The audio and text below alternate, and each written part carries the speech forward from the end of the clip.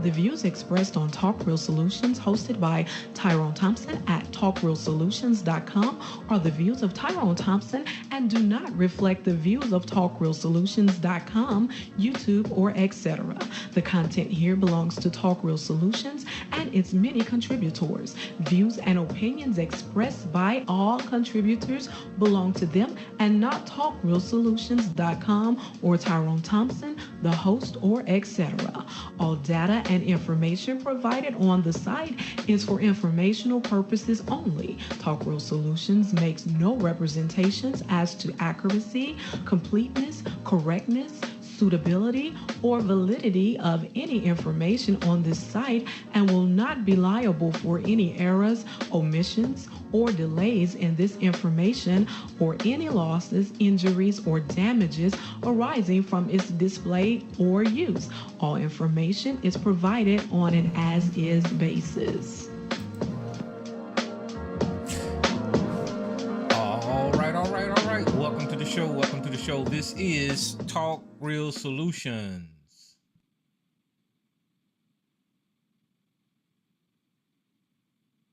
And I am your host tonight, Tyrone Thompson. I want to thank you for tuning in. Today is October the 19th, 2021.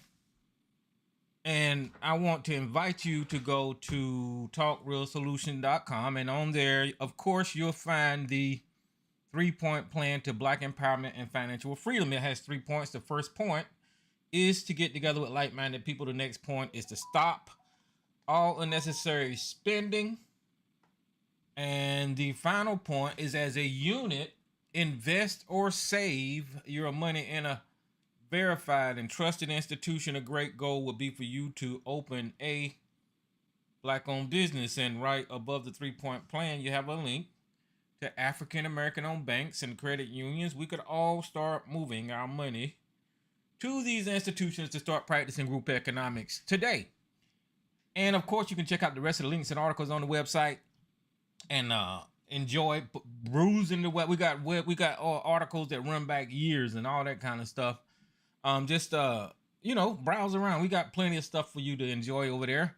And if you want to join in the conversation tonight, all you have to do is dial the number at 1-717-908-1834 and hit the participant code at 917-324, and I'll open your mic, and you can also listen to the show on YouTube.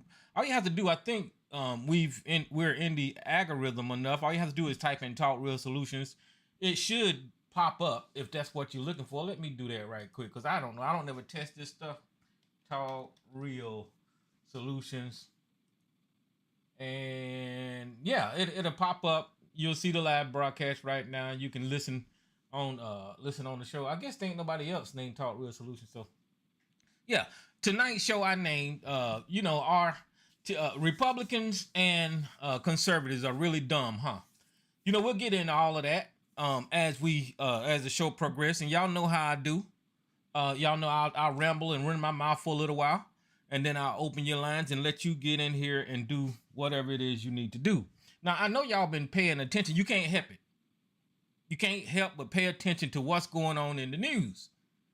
And this is big old clusterfuck that the Republican Party has created, and now they're breaking the democracy that we all supposed to enjoy.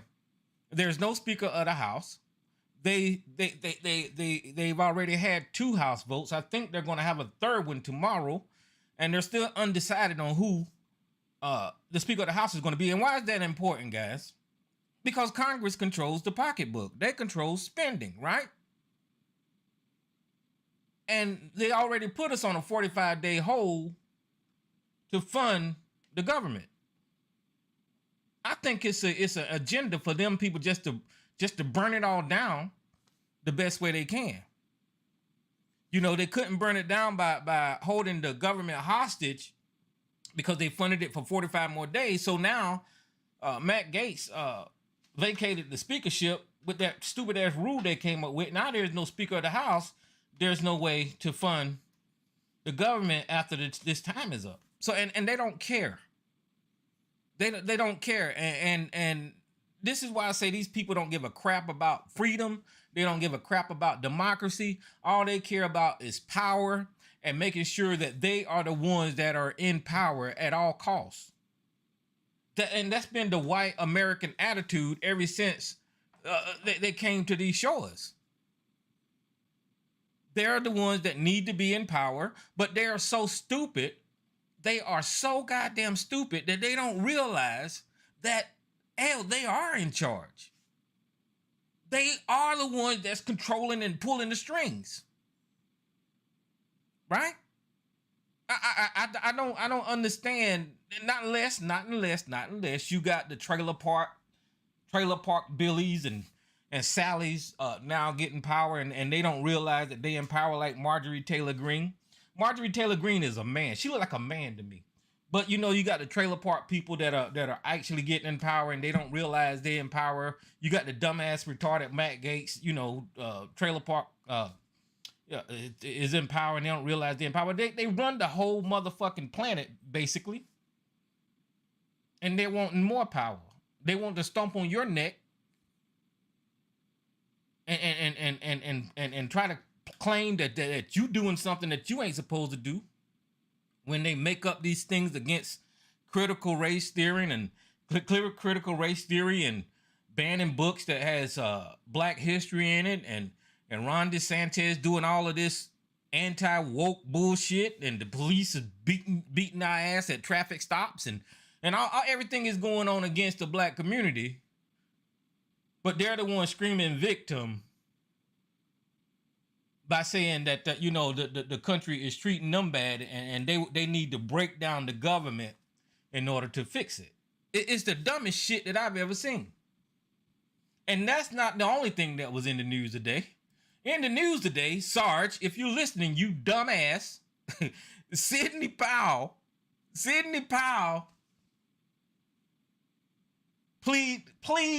pled guilty in Georgia today. I'm going to say that one more time. Sidney Powell pled guilty to election fraud and trying to steal the voting machines and trying to manipulate black votes in Georgia today. That was a real thing. Now, the reason I called Sarge's name out, because he always trying to defend that there was something wrong in Georgia. That somehow or another, that there was something nefarious going on down there, and that they was it within their rights to question the voting in Georgia, and Fannie Willis don't know what the fuck why did she plead guilty? Why did Trump's lawyer, the Hugo Chavez lawyer, the Venezuelan voting machine lawyer, why did she plead guilty today in Georgia? The reason she pled guilty is because she don't want to carry her ass to damn jail. She don't want to be caught up in this RICO charge that this excellent district attorney down there, Fannie Willis, is putting together against all of these racist ass goddamn anti-democracy people that tried to steal the election in Georgia. She didn't want to get caught up in that, so she's going to plead guilty so she can testify against her co-defendants. Now, let me see if I can find the article. Let me see, something simple. Let me do the Atlantic. Okay, it said what Sidney Powell's plea deal could mean for Fulton County case against Trump. Hold on. That's too long. I don't like to read. Okay, Sidney Powell, the attorney who used the catchphrase for her work to overturn the 2020 presidential election, pled guilty today to 6 misdemeanors in Fulton County, Georgia, as part of the sweeping racketeering case against Donald Trump and 16 others. Under the terms of the deal, Powell admitted she conspired to breach the election system in Coffee County. she conspired to breach the election system in Coffee County, which is a crime, which is the dumb shit that Sarge be trying to defend. And he needed to, well, you know, I just want to stop right there for a minute, and I hope that this idiot calls in here and tries to defend. Let me hold on for a second, guys. I'm trying to get y'all the audio of her admitting to what the hell she did in the courtroom today, because that was on YouTube, and that's how I found it out. It just popped up there. You know how things pop up there. But okay, so where was I at? In Coffee County, Georgia, she recorded a proffer video with the prosecutor. I don't know what proffer means. Hold on for a minute. Y'all know me. I like to Google. Proffer is a holdout to something except. Okay, so what that means is that she recorded a proffer video in order for her to get something in her plea. Then this is what it's like a tit for tat. So she's gonna get a slap on the wrist, basically, to plead against her co-defendants in this case. So she recorded a proffer video with the prosecutor that described the crime she agreed to testify in future cases. That's what I just said, right? She also wrote an apology letter to the citizens of Georgia and agreed to pay $9,000 in fines.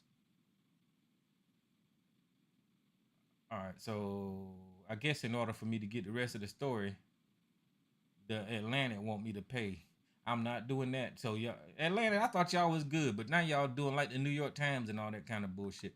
So we got enough information to know that Sidney Powell pled guilty to the crimes that we know that the Trumpers and the MAGA was committing to overturn the democracy and instill Donald Trump as the king. She pled guilty to everything that everybody was saying, and because it don't take a genius to figure out that these fucking fools was breaking the law.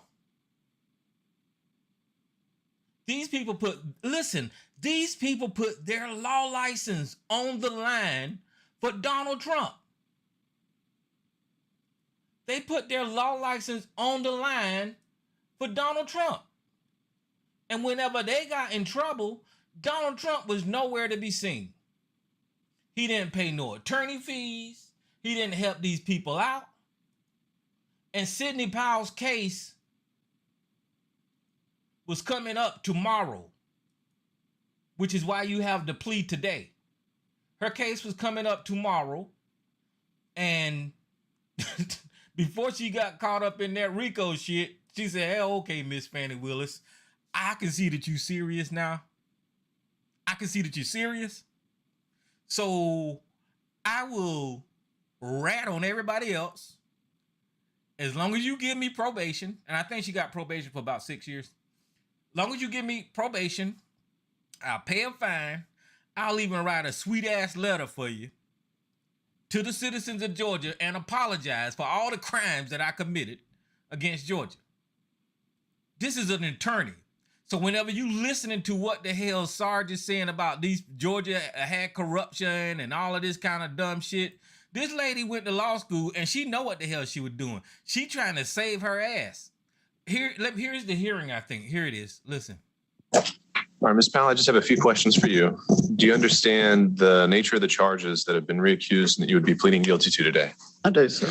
And you've heard all the rights that the state has gone through that you would waive by going forward with this plea. Do you still wish to waive those rights? I do. Hold on, and are you pleading guilty today because you agree that there is a sufficient factual basis, that there are enough facts? Wait a minute, I'm going to start it again. I kind of messed up. Hold on for a second. All right, Ms. Powell, I just have a few questions for you. Do you understand the nature of the charges that have been reaccused and that you would be pleading guilty to today? I do, sir. And you've heard all the rights that the state has gone through that you would waive by going forward with this plea. Do you still wish to waive those rights? I do. And are you pleading guilty today because you agree that there is a sufficient factual basis, that there are enough facts that support this plea of guilty? I do. Mr. Rafferty, are you satisfied your client is competent in understanding that the plea is voluntary and that there is a sufficient factual basis for entering this plea? Yes, Your Honor. I agree and find that there is a sufficient factual basis, and I find this plea of guilty to be knowingly, voluntarily, and intelligently entered. There's been a request that the sentence be entered under the First Offender Act, and the court will approve that request, withhold adjudication. But I must notify you, Ms. Powell, that you're not allowed to withdraw your plea simply because you do not comply with the terms of the sentence. And the terms of that sentence would be as recommended by the parties. On count 1, conspiracy to commit intentional interference with the performance of election duties, the sentence would be 12 months probation. And counts 2 through 6 would also be 12 months probation consecutive to each other and to count 1 for a total term of essentially 6 years probation, but we're going to translate that into months for the sentence sheet. Special conditions would include a $6,000 fine with $1,000 for each count, restitution to be paid in the amount of $2,700 to the Georgia Secretary of State's office. You are to have written a letter, which you've already satisfied. You're also to provide a recorded proffer with the state, which you've already satisfied. You're to testify truthfully against any and all co-defendants in this matter at any upcoming proceedings. You are not to have any communication with any witness, any co-defendant, or any member of the media concerning the facts or circumstances of this case. And you're to provide all documents to the district attorney's office as requested and relevant to this case. Again, Ms. Young, I would ask if you could provide the state's recitation of the exact phrasing of these, and we'll make sure that's reflected in the final disposition form. In order to make this sentence consistent with Mr. Hall, I do believe it would be appropriate, and I'm willing to include the language involving moral turpitude, although that language being included on the sentence form may not ultimately have any effect on the entities responsible for actually determining that. Are there any other express conditions and special conditions, Ms. Young, that you would like to see reflected on this sentence? I think you covered it, Your Honor. Okay. Mr. Rafferty, is there anything else that you think needs to be on the record today? Ms. Young, do the state have an announcement regarding the indictment in this case? Yes, Your Honor. The state will be entering an all-pros order on indictment number 23 SC 188947 as it applies to Ms. Powell. All right. Well, upon being provided a copy of that motion, I will sign it and the charges in the indictment will be dismissed. All right. If there's nothing else, then we will conclude this and be off the record. Good luck, Ms. Powell. Thank you. Thank you, Your Honor. Thank you all. Thank you, Judge.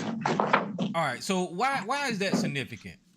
Well, it's significant because she was a key player in spreading the lie. She was the one that you seen on Fox News saying that there was something wrong with Dominion. There was something wrong with Smartmatic. She was also in the White House when they were planning all of this bullshit. She was like Trump's right-hand fucking person when it comes to calling the 2020 election fake, right? So she's the inside person. She's one of the inside people that Fani Willis can use to actually speak against Donald Trump. So she got this little sweetheart deal, a slap on the wrist, basically 6 years probation and $9,000 or $8,000 fine, writing a letter or whatever and making this proper video in order to have those felonies dropped and reduced down to misdemeanors, right? To testify truthfully against her co-defendants. Now, Fani Willis ain't playing. She is not playing because she got this lady right here to flip. And what's her name? Sidney Powell was the one that separated, one of the ones that separated herself from the rest of the 19 people and wanted to have her trial tomorrow. And I think this guy named Steve Cheeseborough or whatever his name is going to have his trial tomorrow too. So look, I don't blame Fani Willis for actually allowing this lady to make this plea deal. I think she should have spent some time in jail, to be honest with you, because she tried to overthrow democracy. This lady broke the law. So I think she should have spent some time in jail. Should have been part of her punishment.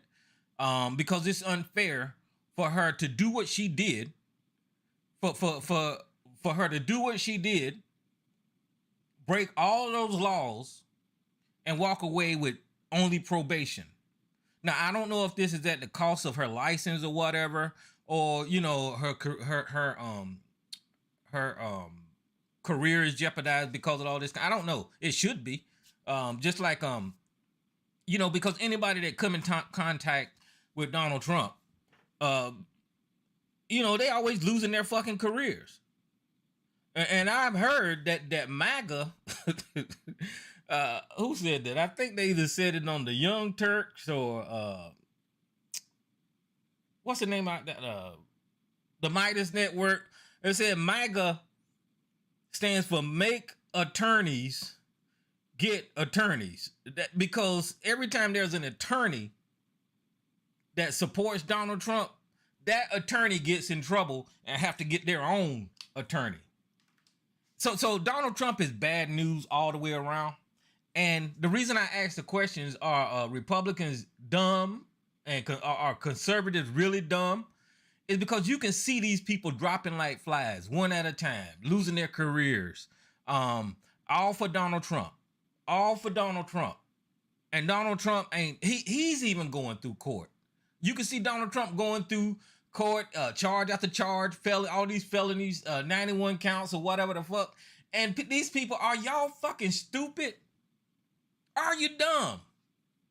Well, yeah, I know you got a dumb one in the chat room right now, ABC. That's a dumb motherfucking conservative because he want to pretend like he ain't no conservative.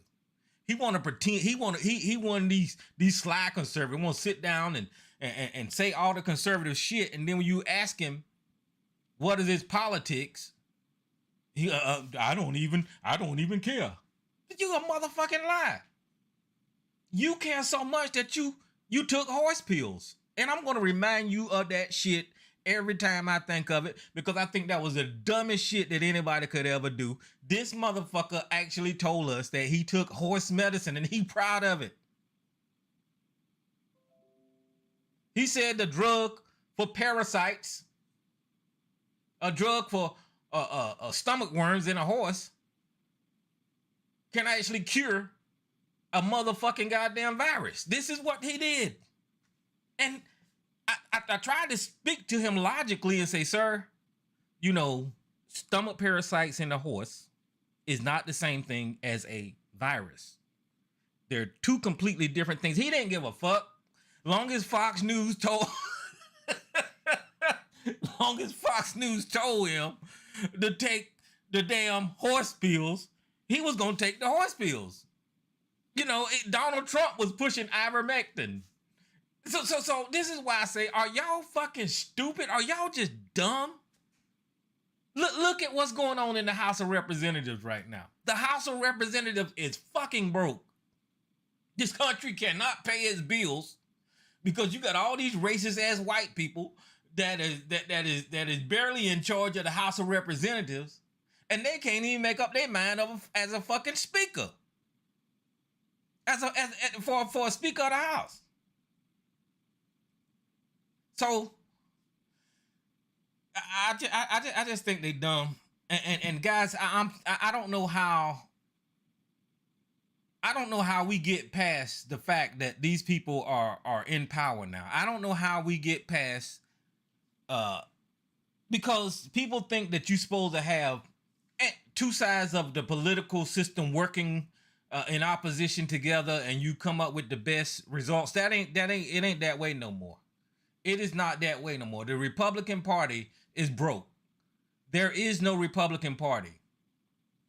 The Republican Party has went so far to the right that they are anti-Israel.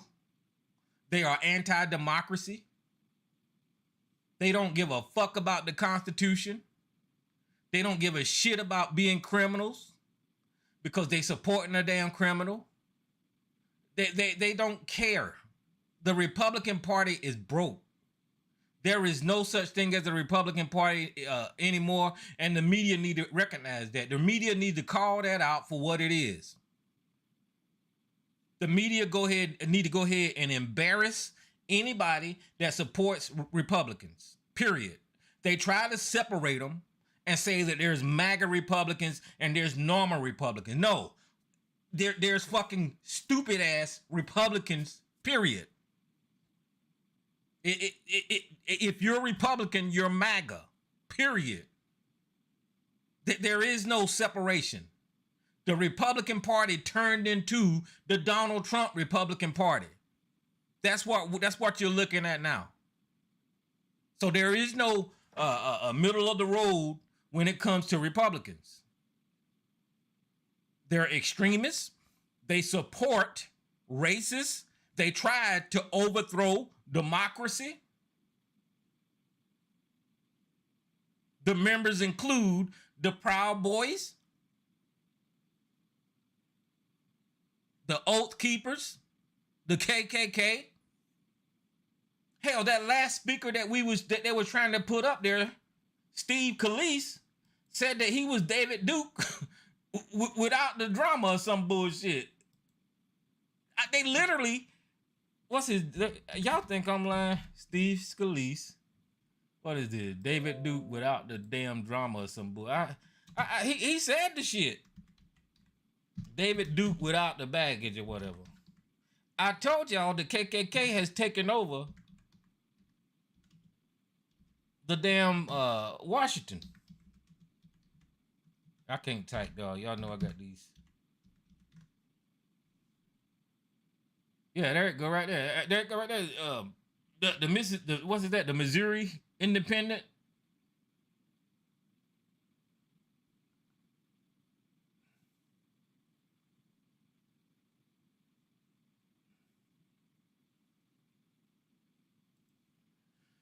Oh, all of these newspapers covered that. So what my point with showing you that is I told y'all a long time ago that the KKK didn't go nowhere. They has not gone nowhere. They just silent. They became these khaki wearing, MAGA hat wearing, polo shirt wearing politicians that you see, and they try to look straight leg. They don't wear the cape, the hoods no more, but they are in Washington. And Donald Trump and the Republican Party know that party is full of damn racists. And then you got dumbasses like Rudy Giuliani and other people that call themselves Republicans that are pandering to the racist parts of America, all because they want to win political races. I told y'all it's about the numbers. And if they can get as many white people as they can to vote for them, it wasn't working to disavow the racists before because their policies don't work. So they had to go and wake up these racists that probably didn't go to the polls any damn way. And now they're out there in the street. Hell, they're making videos about the Trump supporters at his rallies, and you can hear how dumb they are. You can hear how stupid they are, talking about James Woods is really the damn president, and the real president is Donald Trump, and somehow or another, the Joe Biden that we looking at is a fucking clone.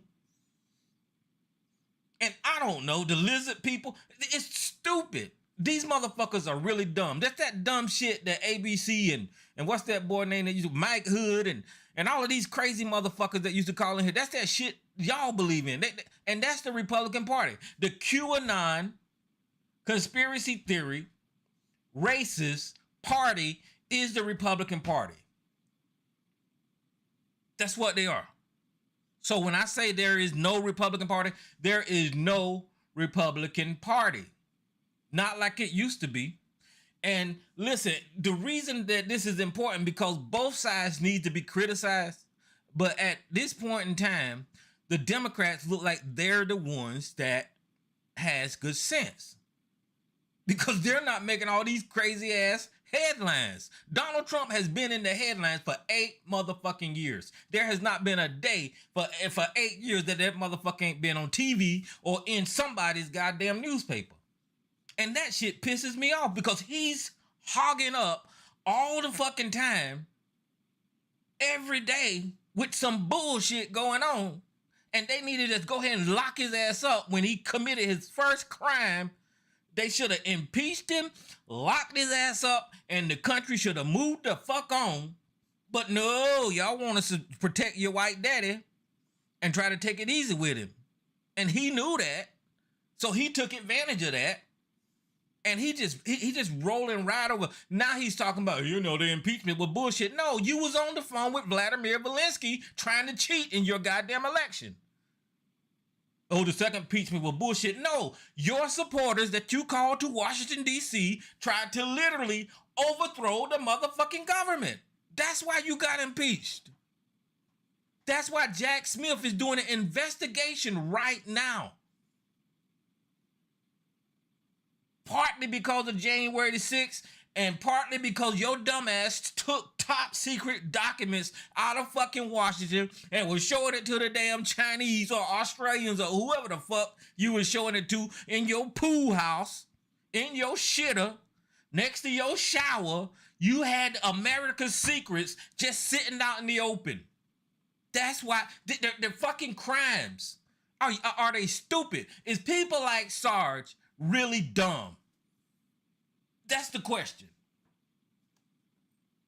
That's the question. Yeah, they made it out of high school and elementary school, but at some point in time, people like ABC became a fucking zombie.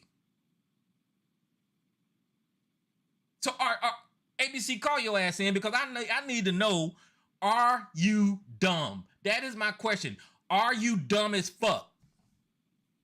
Because you support these people. Are you dumb, ABC?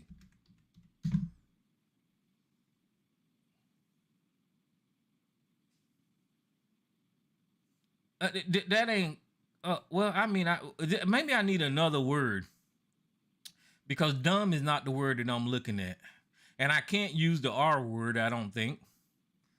Let me look at the rest of these definitions. Y'all know what I mean by dumb. So are you dumb?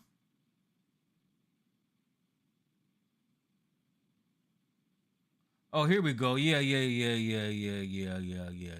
So when I'm talking about dumb, I'm talking about confused, stupefaction, dizzy, dumb. Okay, that's what I mean. Are you dumb? So yeah, I'm using the right words. So call your ass in, because I need to know how the fuck you getting along in 2023 society, walking around these streets, driving your car, going to the grocery store, just getting out of the bed in the morning, and you that dumb. Can you put on your own clothes? Do somebody have to button up your damn shirt for you? Can you drink your own goddamn water? Are you dumb because you support every fucking policy that is anti-American? You support all the January the 6th. You support all of these stupid ass political conspiracies. You support all of that dumb shit so much that you took a fucking horse pill. Are you dumb? I need to know that. Oh, there you go, motherfucker. Okay, Chef Rob, this is what I'm... Listen, guys.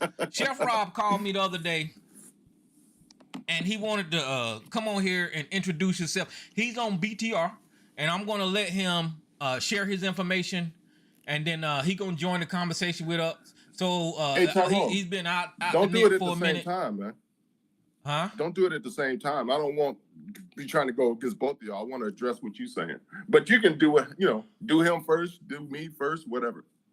Well, Just yeah, not at the same time. See, ABC just proved that he dumb, because I'm hosting the show, and he thinks that I need instructions because I I'm ain't telling you. I'm just saying. Yeah, I mean, you can hear me hosting just as clearly. Yeah, nigga. You can hear me hosting just as clearly, and for some reason, your dumbass think I need instructions from you on how to do shit. You see? Yeah, you dumb. You just proved it, nigga. All right, so Chef Rob, welcome to the show, man. How you doing tonight? I'm all right. How you doing, brothers? Greetings, everyone. What's happening? No, I'm just listening. It's funny, but I gotta push back. Yes, ABC. That don't make a lot of sense, brother. At some point, you gotta open your eyes to reality. I was addressing something you were saying about Biden administration is taking us to World War III, and I there's no proof of that, man. I don't see no proof of that at all, and it just doesn't make any sense. But I'm gonna step back. Yes, East Coast, I'll do my best to make it to the after hours thing then. But I'm gonna step back for a minute and keep laughing. Okay. Well, I appreciate that. And guys, look, Chef Rob is going to introduce his BTR show, and I don't know how often he's gonna call in, but if you can find him, he'll give y'all all that information on BTR so y'all can call his show. And I guess he said he's gonna participate over here a little bit more. So yeah. Let me say this then, because we give you some more input. I've been in and out of the country. Been living in Colombia off and on, damn near for like the last 6 years, and then I stayed there for a little bit longer. During COVID, I was down there. You can say I was stranded, but it was a good stranding. I returned back to the U.S. last year. The prior year, I came to the U.S. because my sister had passed. I enjoy being in Colombia, South America. It's a really peaceful life. I ran into. I've been doing work with a lot of black farmers in Colombia, trying to go ahead and help my nonprofit organization. And I'm here on this side to go ahead and to raise funds, to go ahead and to deal with black farmers in the U.S. and to work with black farmers in South America, because a lot of people are just pretty much crapping on us because you're black. So I'm going to sit back for a minute, brother. Great show. All right, thank you. ABC, sir, the floor is yours, and you can tell us, answer my question. Are you dumb? I need to know that. No, I'm not dumb. Okay. That's the answer. But I wanted to say real quick, though, nothing against Chef Rob, and it's good to hear the brother. It's been a long time. All I was saying earlier was that I didn't want to be like arguing against both of you. I wanted to address what you were saying. And I can address Chef Rob with what he's saying. I just don't want to try to do it at the same time. It gets confusing and mixed up. So to your question, am I dumb? No, I think you're dumb. And which part are you going on? I mean, what I was saying in the chat room is, man, you've been doing this for a long time. You old enough. You ain't no young pup. You should understand this shit better than this left-right stuff. It's like you're a real cheerleader for this left-right. It's got to be the left. The right is the bad one, so the left is the good one. So we need to support the left and all this kind of stupid shit. This funding to Israel or funding to Ukraine. The majority of all of the politicians, all of the media, is all about it. They all will say we have to do this. And I think it's stupid as fuck. Why we would involve ourselves like this is ridiculous. But which side is supporting it? Both of them are. And they trying to play this stuff like the Democrats or the left are being more, they're supporting Palestine or some bullshit. It's all fucking garbage. Because most all of these people on CNN, MSNBC, whatever, what's the other one? But most all the media, except, well, even Fox is doing it. They all are about, supporting specifically Israel. But most all of them, 90% of them, are supporting Ukraine. And the Ukraine shit is a money pit. And Israel shit, we already know what that is. These people have been over there fighting forever. While we would involve ourselves in this is ridiculous. And all that existential, using big words and shit, existential threat, and we got to fight them there before we fight. That's some fucking bullshit. Now they talking about Hamas is coming up through the southern border and all this shit. These people are pulling us into this. And it's all just a script anyway. But the fact that you don't see it and you would sit here and defend, one side against the other when they're both, it's the establishment just pushing this shit. So, I don't know what you said. You said something like I support, I forget how you said it. Like I'm supporting this bullshit narrative or something. I'm talking about what's really going on, man. This actually goes to what Chef Rob was saying. These people are dragging us into this. And I think you may have heard one of our warships was shooting down missiles over there that they said was targeted towards Israel. So now we engaged. So I'll leave it at that. All right. Whenever ABC says a conspiracy, and this is why I say you're dumb. He just repeated a right-wing conspiracy that I've been hearing about how Hamas is coming through the southern border, and there it is on the screen. I mean, I know that you don't like PolitiFact, but that is a fucking lie. Hamas is not coming through the southern border. You can Google it your goddamn self. These are scaring tactics that the right uses that you consume, who you say you don't listen to right-wing media, but you are on here repeating right-wing talking points. But if somebody say where you get that information from, you gonna claim that you got it from whatever the fuck. No, you listening to the right and you're repeating. Listen, whenever I gave my opinion on Israel and Hamas and the Palestinians, because we can't forget about them last week, I looked at it from a humanity perspective, because that's what I think about first. And when Hamas attacked Israel, that was bullshit. But Israel's retaliation is also bullshit, because for the civilian cost of the Palestinians. You see what I'm saying? It's innocent people got hurt when Hamas attacked Israel. That should not have happened. But more innocent people are getting hurt and killed and maimed as Israel retaliates.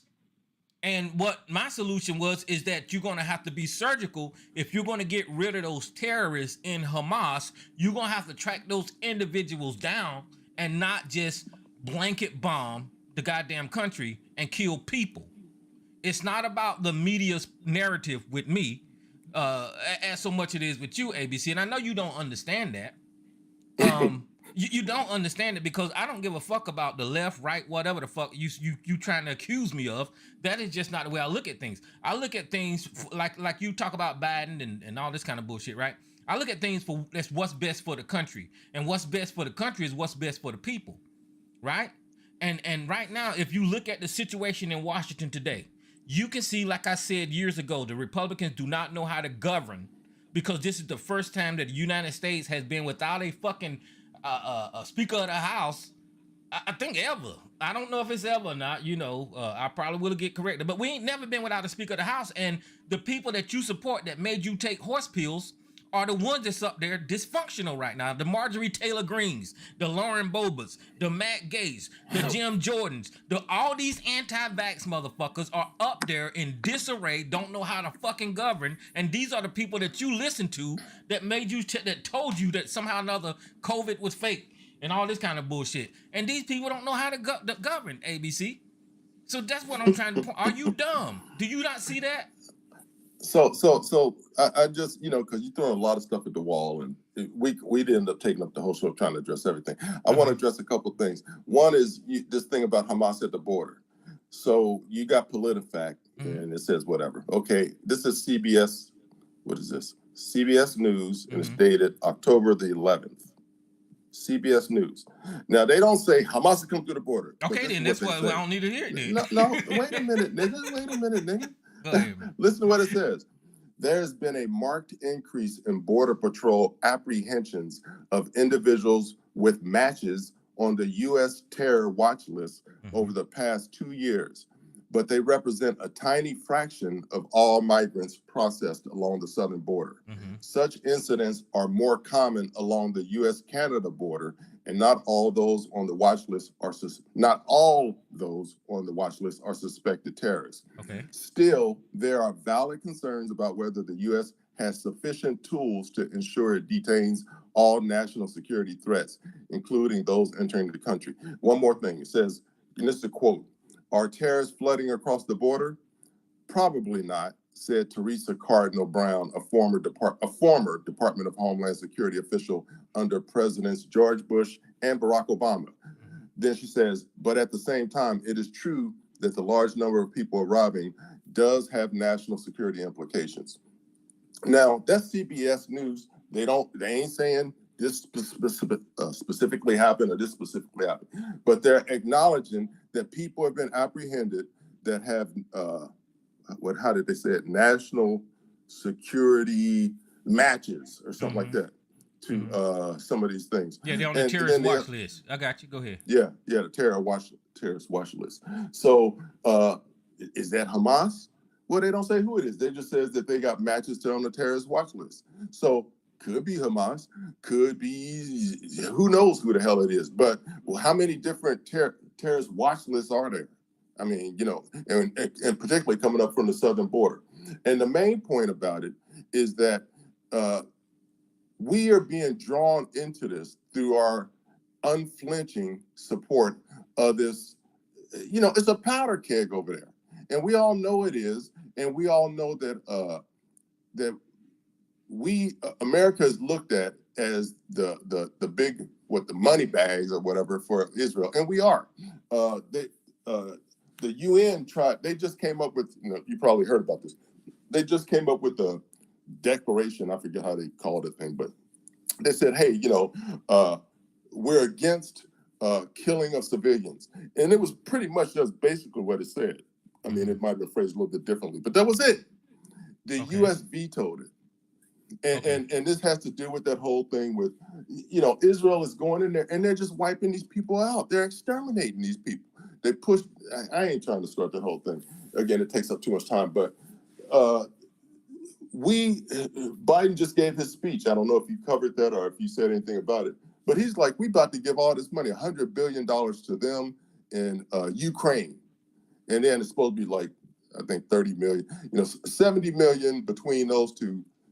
And then it's all billions, 30 billion for miscellaneous bullshit or some stuff like that. Man, our money is going, he said he's going to submit it to Congress tomorrow.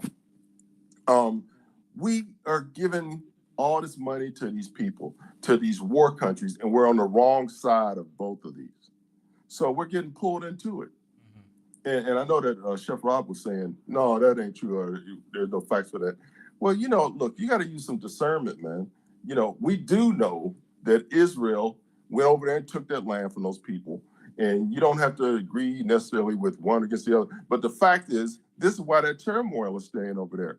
And we do know that the UN created that shit when they put them over there. And we do know that there's white people from Europe that was planted there, Jews.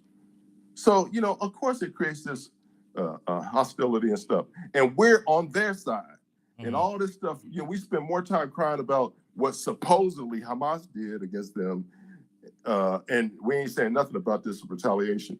And one last thing real quick is I told you last time, do you know who Hamas is? And do you know that Israel basically created these people? They're just doing false flag shit, man. That's all Jesus. it is. Now you're breaking up. Oh God, you done said a lot. You said a lot. We're gonna get into the false flag. The reason I say that is what happened to Israel. How did they get through there?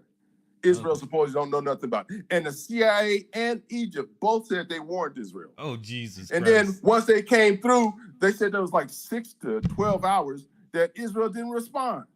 Oh, wow. They allowed this shit to happen, so they got an excuse to go in there. And now they get ready to go in with ground forces after they done bought the hell out of them. They're exterminating these people and taking more land. And you showed it on your show last week how over the years, they've shrunken the area for those Palestinians, and they're about to take all the rest of it. And you supporting it because it's all conspiracy theory and all that kind of bullshit. No, I'm not supporting Israel doing what you support them. You support these people, man. Well, if you want to ask the question, I answer it. I don't support what Israel doing. You support them and you support Ukraine. You support all this. I support democracy for Ukraine. I do. Why? I support, why do you support? Because I support democracy all over the damn planet. Why the fuck you care about somebody else's democracy? Ain't we got because if you got most of the world free, you won't have autocracy and tyrants trying to. Nigga, you need to grow up, man. How old are you, man? You ask me a question and you don't want to know the goddamn answer. Okay, so check this out. Shut the fuck up. Shut the fuck up. Let me say this right here, right quick. You see, when his claim was that Hamas is coming across the southern border, he gave us a CBS article that did not say Hamas is coming across the southern border. So what I'll do is I'll share with y'all the origin of that fucking thought. And it says it right here on PolitiFact. Former President Donald Trump made an egregious claim that the perpetrators of violent attacks on Israel are entering the U.S. through the southern border. With this quote, the same people that raided Israel are pouring into our once beautiful USA through our totally open southern border at a record number, Trump said on October the 9th on Truth Social. So you click this link and you go to Truth Social, and there's the origin of what the fuck ABC said that was not on CBS. And see, this is why I asked, are you dumb? You just read some shit, you made a claim, and then you claim to have an evidence that proved you right, but when you read your evidence, it didn't have shit to say with what you were saying. Now, let me say this right here, Chef Rob, I'm gonna get to you. Listen, the Palestinians are disliked by Israel because Palestinians are either Sunni or whatever the fuck it is. It's the other one. They're either one of them, right? And the Palestinians as Muslims are disliked by the other Muslims in that area. For some reason, they don't like the Palestinians. So when Israel came over and did what they did and tried to take Palestinian land, and the UK approved it and the US approved it, this two-state solution bullshit, Palestine did not approve that bullshit. They just forced their way in there. The Jews started settling. There was some land purchases made. Whatever the fuck. But the Palestinians did not say take all of our goddamn land. But for some reason, once Israel got over there and Palestine was doing their religious thing, saying we want to see these Jewish people exterminated from the face of the earth because their religion told them to, they didn't like that. But wait a minute. You can practice your religion, but when Palestine, Islam tell them to extinguish the fucking infidels from the face of the goddamn earth, you don't like that shit. So that's what's going on. They don't like the Palestinians because how into their fucking religion they is, like really into it. And way more than the other Muslims that are over there. But the Jewish people, of course, you know, that's Christianity. That's the Judeo-Christian bullshit. So that's what the fuck going on. But Chef Rob, go ahead. Okay, ABC, come on. It's some things you said that has some fact, but I think you kind of scrambled the things. They started. I saw an article and then I saw a couple of videos on how there's really truly no true Palestinians in their area. They pretty much annihilated all of them. Almost, they wiped them all out. But the thing is that each time Israel goes ahead and shoots rockets off or starts killing these people, you don't go ahead and hear about. You don't hear from the Palestinian spokesman, or you don't hear too much. Right now, if you go ahead and you look at the news media, you're constantly hearing things in support of Israel or Jewish people. You rarely hear anybody go ahead and say anything about your spokesman for that side. I saw an article on how the British was instrumental in going ahead and dividing up that land. And the British did this in November 1917. Started to pretty much kick those people off that land. So if these people are sending out rockets and going ahead and bombing Israel, what the hell is that? That's notifications. And that's pretty much you would pretty much do the same thing, fight back to get your homeland. I mean, these people got documents to go ahead and show that their people have been on that land thousands of years. The Israelis, these Jews, they don't have that. They just got religious doctrine. And for most of us who got common sense, you can't deal with religion to go ahead and say, hey, look, this is where my people come from. That just doesn't make any sense. It was something else you said. I can go on about that. Hey, Chef Rob, I want to ask you.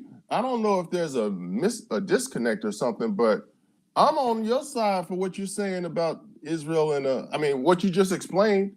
Yeah. Israel brother, I got that part. But it was the part that was kind of like dipping into me and cutting into me is like, oh, them Hamas is coming across the southern border. The whole southern border is a bunch of bullshit. The thing is go ahead and pick on people who really can't defend themselves, and that makes you look strong. And that's the thing that I really get. I mean, I've been to different border crossings, through Texas, through Arizona, through California, and I'm just the whole thing is a bunch of nonsense. When you go down into Mexico, go down into Central America, go down to South America, you go ahead and see that poverty in a lot of places is just really, really, really crazy. And you look into the roots of it. The roots of it is dealing with the U.S., especially when you're dealing with the drug trade. You know, the U.S. is the biggest consumer in this hemisphere of cocaine. So, you know, they're not going to go ahead and stop that money flowing to their pockets, particularly politicians, they invested into it. That's why you want to go ahead, they want to have private prisons, go ahead and militarize the police and the border crossings, you know, the border patrol. It's all a bunch of nonsense, man. You should really see how those people are being treated at the border. Stand there at those gates, literally, you know, because it's like turnstiles in a few places, man. And you see how much nonsense is going on. But I want to address really quick that you was talking about, you know, about dealing with Ukraine. You know, Ukraine is like the biggest exporter of wheat. Are you saying that all these people come through the border is not a problem? No. Yes. Yeah. They're not. It's not a problem? No, it's not. What's the problem? It's tons of people that disrupts this whole country, man. The culture, how we function, everything. Look, why is Chicago mayor and New York mayor and all these people complaining, hey, we can't handle this. There's too many people. It's too many people. It was too many people before they start coming in. Okay? There's too many people before they start coming in. All across the U.S., you know, prices are going up high. You know, and it comes back to a term called inflation. For me, inflation is one big piece of bullshit. It's just a way to go ahead and raise prices to go ahead and make up for your losses, especially during the COVID time. You know, so it's nonsense. And I can go ahead and give you an example. Here's an example. Okay, so I'm in the food industry, and it bugs me when you go ahead and tell me we had to raise prices. Okay, so you planted a tomato. What has changed in you planting that tomato? Okay, from getting it from the ground to your table. Everybody wants to go ahead and get their cut. They want to make little changes some changes to go ahead and that transition from getting it from the ground to your table, and everybody wants to go ahead and raise the prices. I want to get this much because I bring this stuff. I bring this technology. I bring that. It's all really, really a bunch of nonsense, man. That's really, really stupid. It doesn't make any sense, and people need to go ahead and read up on it, research about inflation. It's one big ass lie. It's a myth. Well, let me ask ABC. ABC, you said the immigrants was a problem. What problem are the immigrants to you? Oh, yeah. They live next door to you, ABC? Huh? Oh, he dropped off. ABC, you said the immigrants was a problem. I want to ask you, what problems are the immigrants to you?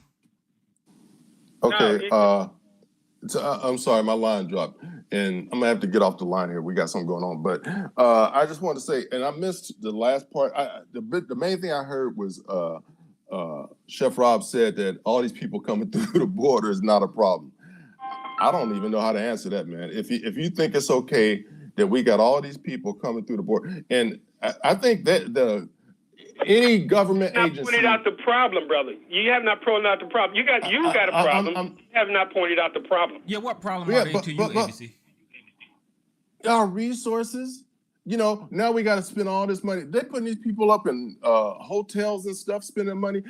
Again, I think that the people will see, you can go to YouTube and see the videos of Chicagoans complaining, and especially Black folk, complaining about all the monies that are going to take care of all these immigrants that are up there. But the people, the Chicagoans who live there, and the Black folks in particular, are saying, look, my kids can't go to school, to normal school, because y'all took that over and you're giving it to the immigrants. And what about this? No, hold on, I got to cut you off. You're talking about Chicago. Here in Chicago, a few years ago, they shut down 54 schools. The immigrants wasn't an issue then.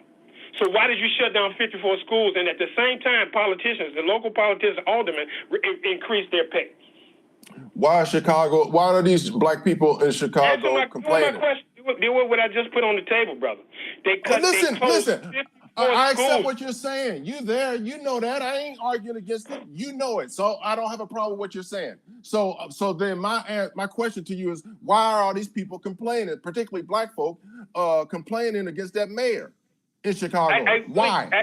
I ain't got no problem with it. My life ain't changed. Where I live, no. Why are these other people complaining about it in Chicago to your Black mayor? Why? I have no clue. You know, Yeah, okay, you don't have no clue about that. I don't have no clue about the 50 years ago. So we're on the same level. I'll answer your question. I have no clue as to why they complain. But I go here and I see these it's different places. I see people, the police station. I see them at the different the junior colleges. I see them out there and the churches. They're going here and trying to handle these people and deal with them. And I do support a little bit of what you're saying, okay? Because black people been going here and being treated like shit in this city for a long time, and they ain't really done nothing. I really feel that here having these immigrants come here will get black people to get up off their ass and go here and start doing stuff for yourselves. Get out this motherfucking system, because you see they don't give a shit about you. Okay? So, but to go here and complain just to be complaining, nothing's going to change. You ain't gonna hey, so you acknowledge, but you do acknowledge that black people are complaining in Chicago about all these immigrants. I don't see it. I'm just asking if you acknowledge that that's happening. To a point, yeah. I'll say, yeah. I see black people. It's on YouTube. People can see it themselves. Yeah. I see black people complaining, but I don't understand why you complaining when you have all the opportunities. Well, I'm not speaking for everybody, because there's some of us trying to do stuff. But and you got lots of opportunities to go ahead and make your life better, but you go ahead and you see fantasy and materialism as more important to deal with, and that's the bigger issue. Want to go ahead? I'm with you on that. We in agreement on that. It really bugged me. I was at a meeting last week, and this young lady was walking around with her Rolex and talking about it was worth $10,000. What the fuck is the point of that shit? I didn't understand that shit. And then at the same time, later on, she was talking about she couldn't pay her kids, finish paying her kids' tuition. What the fuck you buy that watch for? That was $10,000 you could have you could invest in something else, would have got you a larger return. But like I said, black folks, particularly in America, are more interested in fantasy and materialism. I got to go in. Hey, brother, I got to get off the phone, but we're on the same page. You know, we got some differences on this and that, and it's like we creating an argument. But I'm one of the people that said what you're saying right now, and you're going to get attacked for that shit because you said black people got to. I was trying to tell you, it's some things I do agree with you on, but there's some things you went way out of, you went kind of out of bounds on. Right on. I'm gonna listen, but I got to get off the line. All right, brother. Appreciate you calling in. Yeah, like I said, ABC just called in here, and I appreciate it, and he proved my point about how dumb he is, because he's just a dumbass. Listen, he complained about the southern border and Hamas coming across the southern border, and I showed him that wasn't true. Did he correct himself? No, he went and pulled up a CBS article that was talking about immigration that said nothing about Hamas, and he don't realize that he got that talking point from the right-wing spear of politics about Hamas coming across the southern border. And just to be clear, Hamas is not coming across the United States southern border. So why did he say that? Because he's one of these zombies on the right that intake all that input and just come out here and say Hamas is coming across the southern border because they shot rockets into Israel. That's just dumb. So yeah, ABC is dumb. He proved my goddamn point about how dumb he is. And then his last conversation was about immigrants coming into the country, and I asked him, how's it affecting him? Well, his answer was he seen a YouTube video with Chicagoans complaining about immigration. So I'm like, okay, damn it, I thought you had to go, I'm sorry. motherfucker. Just let me say something real quick. Okay, I can't go get off here, but I just wanted to say something about the Hamas coming across the border. Okay. Terrorists are coming across the border, and they're going to use it as an excuse. They're going to say Hamas did it and all this kind of shit. You know, I don't know if anybody can come up and say specifically it was this group or that group, but they acknowledge that people that's on the terrorist watch list are on there. And that's what's going to happen. Something's going to happen. They're going to say Hamas did it. And then we're going to say, well, we got to go after them. And it's that 911 all over again and shit. So you lied when you said Hamas is coming across the southern border. Well, no. I'll say this. I'll say this. There's going to be some terrorism. They're going to say Hamas did it.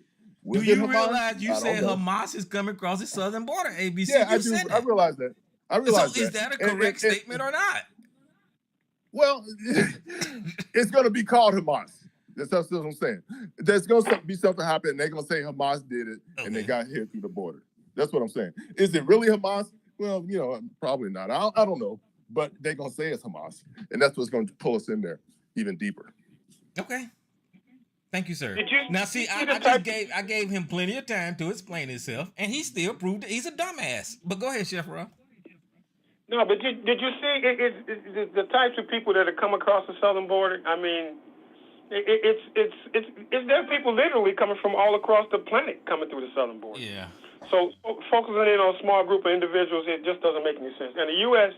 has the space and has the room and even has the money to go ahead and house these people. Well, and if you really going to want to go ahead and I feel that why not go ahead and take care of them? But at the same time, black people need to be taken care of too in this country. Because, why are we underemployed, undereducated, and over-policed? And it's just a bigger group for them to go ahead and make money off. Keep these people poor, and you're going to have another group of people to go ahead and beat the shit out of and make money from. Well, I just showed y'all where that conspiracy came from. I'm on Truth Social. Look at the screen. This is Donald Trump on October the 9th. He said the same people that raided Israel are pouring across our once beautiful southern border through a totally open southern border at record numbers. Are they planning to attack? Tyrone, let me. I want to ask you this here. I have never ever seen it where the borders is open, and that's the lie that these people keep putting out. The border, the southern border particularly, has never been open. Never, and not in my lifetime at least. I used to live in Southern California, and it has not been open.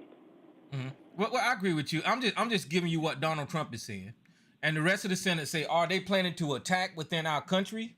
Crooked Joe Biden and his boss Barack Hussein Obama did this to the U.S. to us. So what I'm trying to tell ABC is, whenever he came on here and said that Hamas is coming across the southern border, you can trace that conspiracy back to Donald Trump. And I asked him, y'all heard me ask him, ABC, are you saying what you said was wrong? He didn't want to say that. There's no humility with these people, and this is why I say they dumb. All you have to do is say, I want to correct myself, my bad, I didn't mean to say that, it is not true. But they cannot do that, and that's how these conspiracy people, these cult-minded people, perpetuate the stupidity that they're pushing, because they don't know how to say I was wrong. He can't say he was wrong. He could call back right now, and I could say, ABC, since we did a little research and you found out you was wrong, are you wrong? He will not say he was wrong. There are terrorists coming across the border. Motherfucker, you said Hamas. You said Hamas. But no, once they commit a crime, they're going to say Hamas did it. That is not what the fuck you said. You said Hamas was coming across the border. Eat this fucking goddamn humility pill, say you was wrong, and stop being dumb. And that's why I asked the questions, are Republicans and conservatives really dumb? Go ahead, brother. Did he really take a horse pill, brother? Yes, he took ivermectin.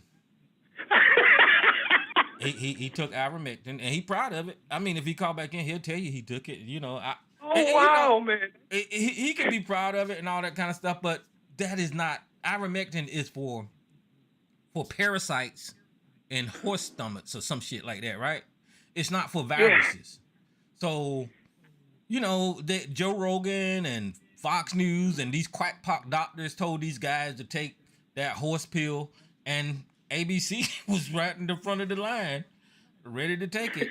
And instead of going with science and medicine that is known for generations and years, I understand that people had questions about the shot, and legitimately you should, but, to go the extreme route and just take horse pills, I don't know.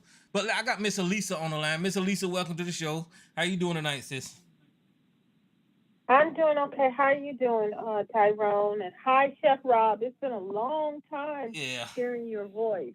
Yeah, how you doing, sister? It's a few times I tried to go ahead and connect, but I was trying to connect a lot of times in South America, but the calls kept dropping.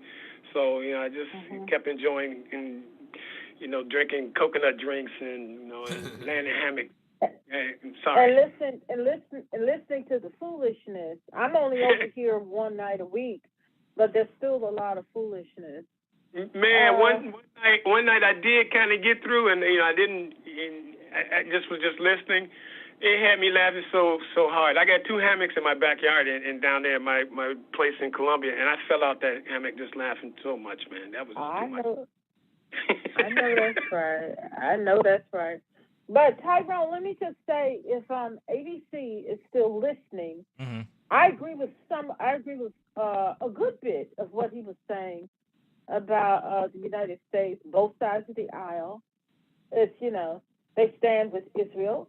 And I think everyone can agree that the Hamas terrorist attack, I think most sensible people can condemn that. And that was just awful what happened. But I agree with both sides of the aisle, the Democrats, the Republicans, everybody. They're going to stand with Israel. And Biden basically gave them a blank check and a go-ahead to do what they're going to do, And we all know what they're going to do. They're going to, it's genocide. They're going to exterminate all those people over there. And they basically gave them the go-ahead to do that. And this is my thing. We, the American people, no, don't speak for me. You follow what I'm saying? So, and I just think it's going to bring on more American hate. It's going to bring on a lot more American hate. Might bring on a lot more domestic. Not domestic. I'm just going to say issues in the United States with some of these groups. Mm-hmm. Outside of that's all they just it's kind of putting a target on our back, and because we, the American people, we're standing and we're giving, and especially when in the UN when they did the vote for the ceasefire, and the United States voted no. They voted no to a ceasefire in Israel. No, because they were voting to for they had to vote for a ceasefire for them to allow aid in from Egypt to there to allow the aid in. Just hold up a little bit so we can bring in some aid to the people. And the United States voted no, no to ceasefire. And this is the sad part. I would have to look her name up. The UN representative who Biden chose is a black woman. So it's blackface doing it. You follow me? Mm-hmm. And so she had to stand up and to see all of these representatives from these other countries stand up and turn their backs on her while she was speaking. So, are you talking about Rashida Tlaib? I think that's her name. Is that her? Go ahead. Yeah. So it was an awful look, and it was done in blackface. And then of course, what our community does best, the gender wars. She's a sellout. She's a this. She's a that. She's this or that. She has even just blood on her hands, and you all know good and well. She didn't just stand up there and decide to vote. That's not her vote. She was instructed how to vote. So let's don't bring this into a gender war. Black women doing the dirty work, But so of course our community is going to do that because that's what we do best. Is that the lady on the screen, Miss Elisa? I don't think so. I'm looking. Pull it up. I don't see because all I still see is the old articles. I'll pull it up. Oh yeah, but hit refresh. Hit refresh on your thing and it'll show up. I don't know why it's behind. One thing, excuse me, brother. One thing that's not being taught is the complete history of that area on how the British was instrumental in going ahead and setting the tone, but they got the influence from rich Jews, and I really want to go ahead and like to see a little bit more history about the place, which I don't think the U.S. is going to push, but life in that area. I've been watching documentaries about that area for a long time on how they're in certain areas they're going ahead and recycling sewage water and people living just horribly in that area, and you got to have papers just to maybe go across the street, because the Israeli police are going ahead and want to go ahead and assault you and harass you. It's really, that life's really black in America is a lifestyle, can be a bitch, but we can change that. But in that area, that life over there, how them Jews treat them people is just too horrible. I mean, just straight up assassinations, going into people's houses and killing people, and they keep talking about how Hamas came in and cutting off the heads of babies. You could not. The Jews have been indiscriminately bombing and blowing up that place for years and using test weapons getting the permission from the U.S., using certain test weapons and using like phosphorus and different radiations and shooting at people. I mean, Hamas don't have, the Palestinians doesn't have planes, doesn't have jets, helicopters. They don't have tanks. And why do they need all that stuff against these people when you pretty much crushed them? The original Palestinians almost don't exist anymore. Listen, so listen, the baby head thing, right? Listen, every news outlet that reported that, NBC, CNN, The Intercept, Reuters, they say it's unproven. Now, I'm not saying that it didn't happen because they are a radical extremist group, but whenever people was jumping out in front of that story, it wasn't verified. It wasn't verified about the cutting off the baby heads, and they said that to make Hamas look really crazy. But yeah, I'm all for a humanity and treating people fair over there. I don't agree with, don't nobody support Hamas. I don't think I know anybody that support Hamas. I support the Palestinians to have a right to live and not get bombed. And if you go on social media and some of these groups, I don't want to see the videos of these hospitals getting bombed and children with freaking shrapnel in them and they picking them up from under rubble. Israel is doing a terrible thing by bombing that Gaza, the way they bombing Gaza indiscriminately and just killing people. I don't agree with that, and Joe Biden should not agree with that either. That they should be more But he is tactful about bombing that country, about bombing that place. a little bit more straight. Tyrone, I sent you the link of who the U.S. ambassador is. Oh, the ambassador. I sent it thought to you you. said congressperson. Okay, I got you.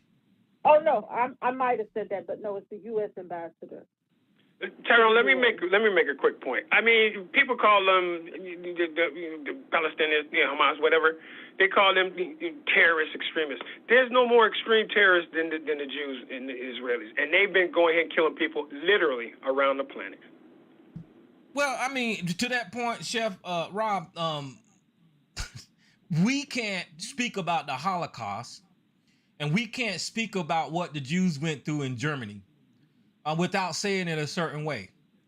And if you say certain things, you get called anti-Semitic, right? We just seen that. So what these people are doing, the same Jews that accuse people of anti-Semitism are putting another group of people into a Holocaust. They're treating them inhumanely. In my eyes, they're treating them just about the same way or even worse than Nazi Germany treated them. So yeah, that's true. It's crazy, you know. But Lisa, I'm gonna put this lady on the screen. I know this lady, and she's the UN representative. I know who you're talking about.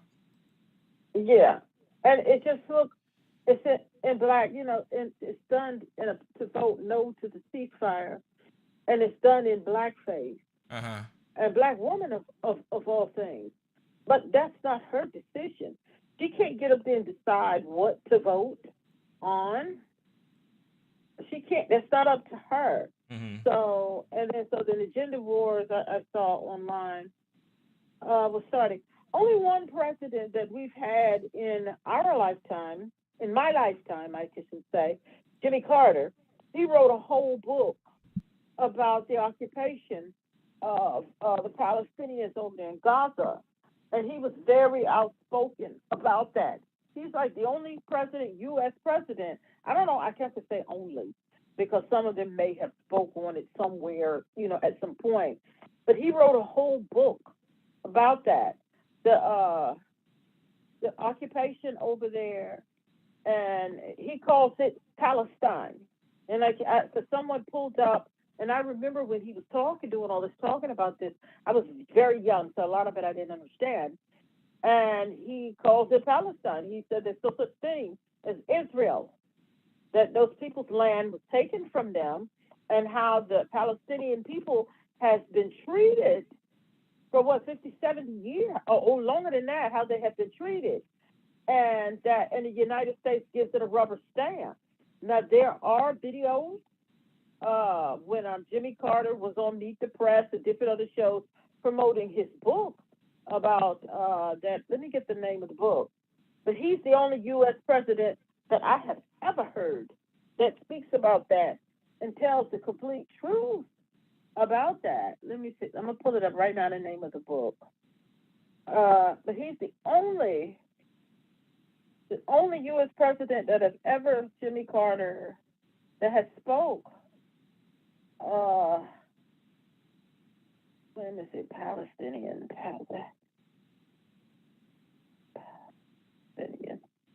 book. And when I watched a long interview, it's called Palestine, Peace, not Apartheid. He calls it apartheid, what's been going on over there. And you can find a lot of good interviews that he's done about that. And you're looking at him, is that a white man talking like that? No, yes, it's Jimmy Carter. He has fought ever since he left the White House. He has really fought about that, the Palestinian state. And I was shocked to shit, excuse my language, to hear him. I don't know if it was Face the Nation, one of those shows. Not Face the Nation, the show that comes on Channel 4, Meet the Press. And, I think it was 60 Minutes. I think he also said something on 60 Minutes. That there is no such place as Israel. That is Palestine. And I was like, you better get it, Jimmy Carter.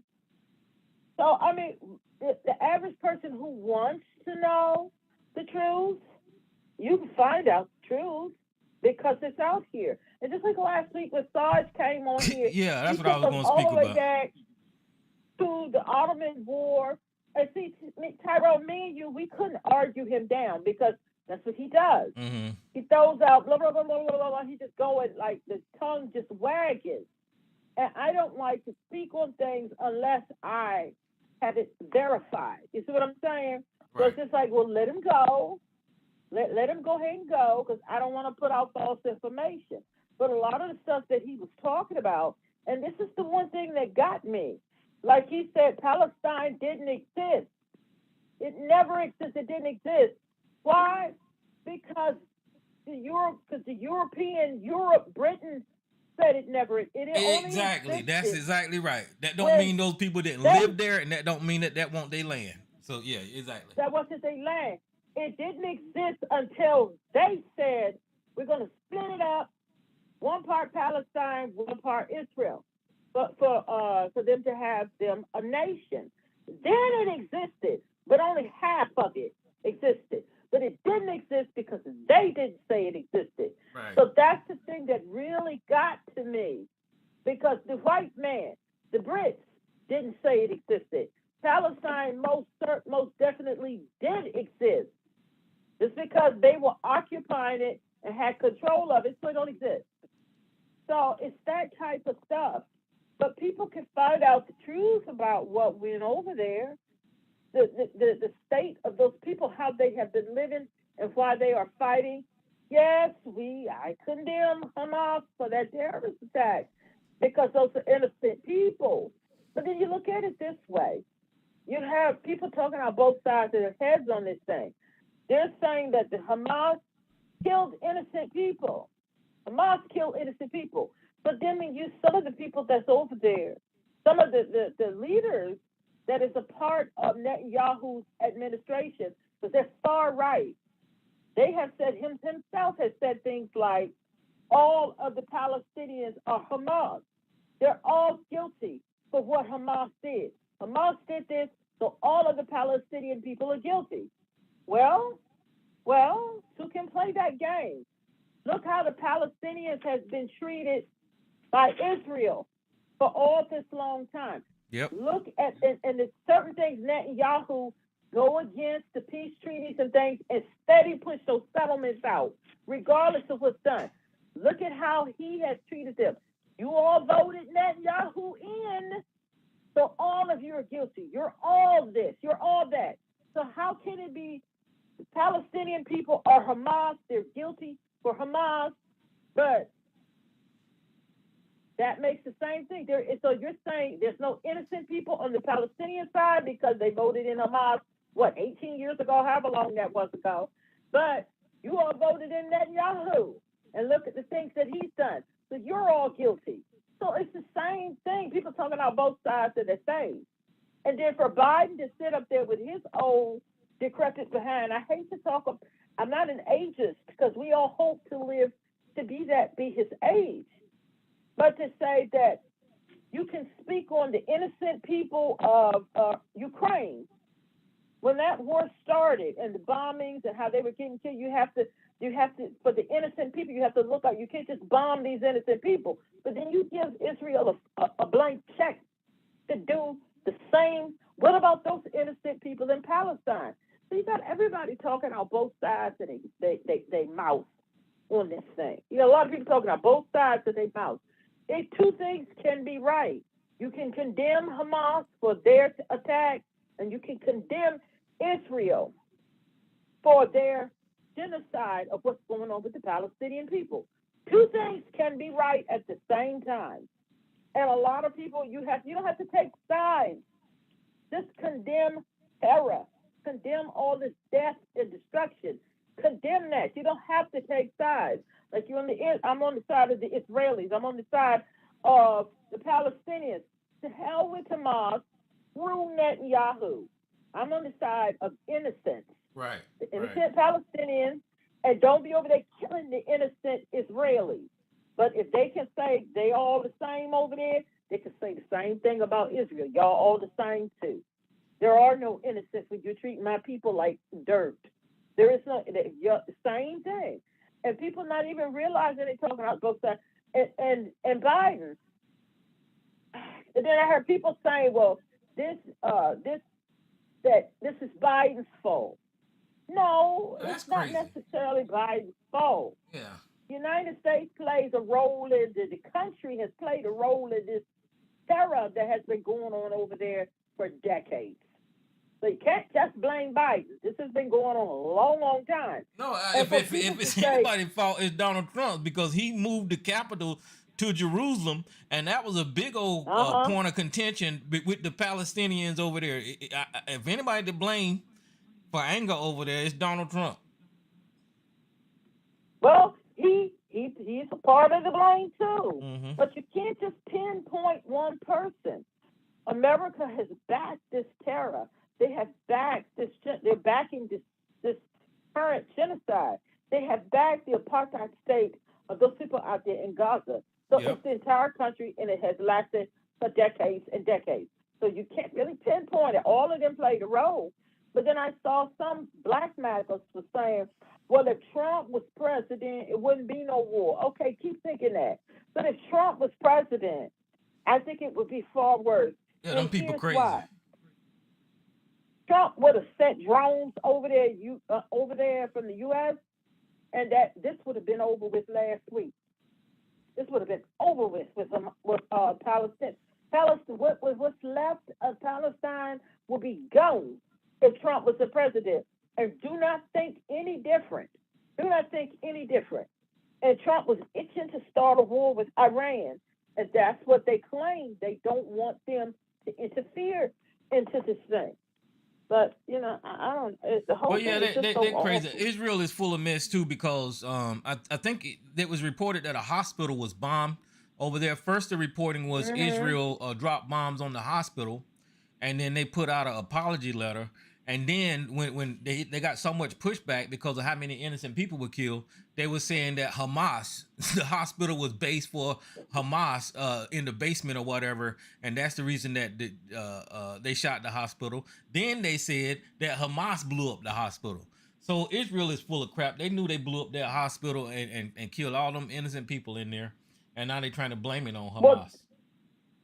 Well, there's so much propaganda going on with that. When the hospital was first up, this person who it was claimed, I'm going to butcher this, but Hanaya Naftali, they claimed that he was a spokesperson for Israel. He works with the Netanyahu government with their online, whatever this is and that.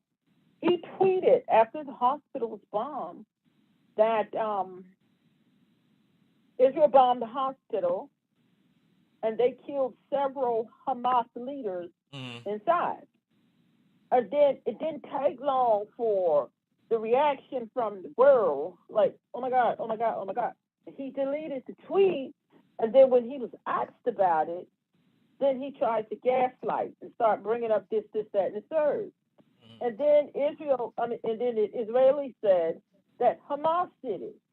Then people was like, well, hold up, Hamas don't have that type of hardware. Then it went from Hamas to Islamic jihadists, that they did it. And then this morning it went back to Hamas, and they're putting out that they have information that Hamas did this thing. Look, we're probably never going to find out the truth. My opinion is the Israelis did that, but we're never going to find out the truth about that. We're just not. Yeah, Because Israel we always cannot been full of trust crap. Israel has 'cause always we been full cannot of crap, trust and they lie. America, and we cannot trust American intelligence. We just cannot. We cannot trust Israeli intelligence. And people saying, and maybe a third party. What third party? Who's the third party that's going to do it? So we're never going to find out what truly went on there.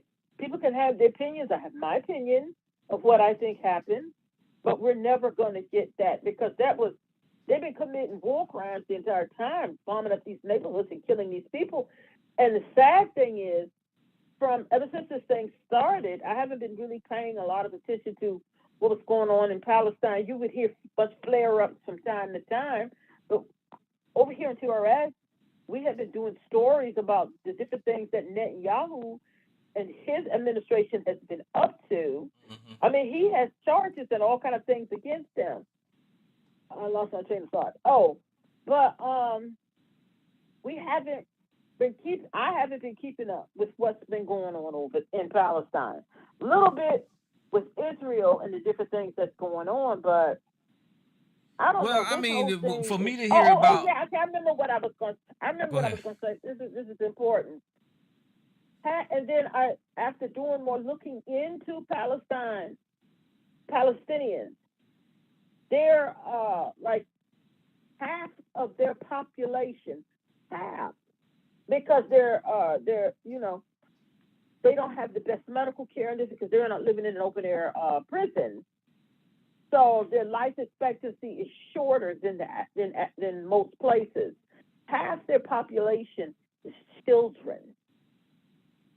And the last I checked, with all these deaths, hold on, and people saying that this is propaganda. I don't believe that this is propaganda because half of their population is children.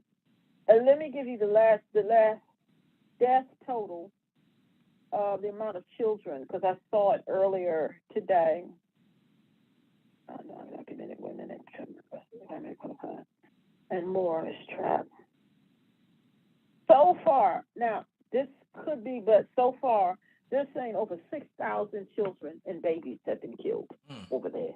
That's not Hamas. Not Hamas. That's the innocents.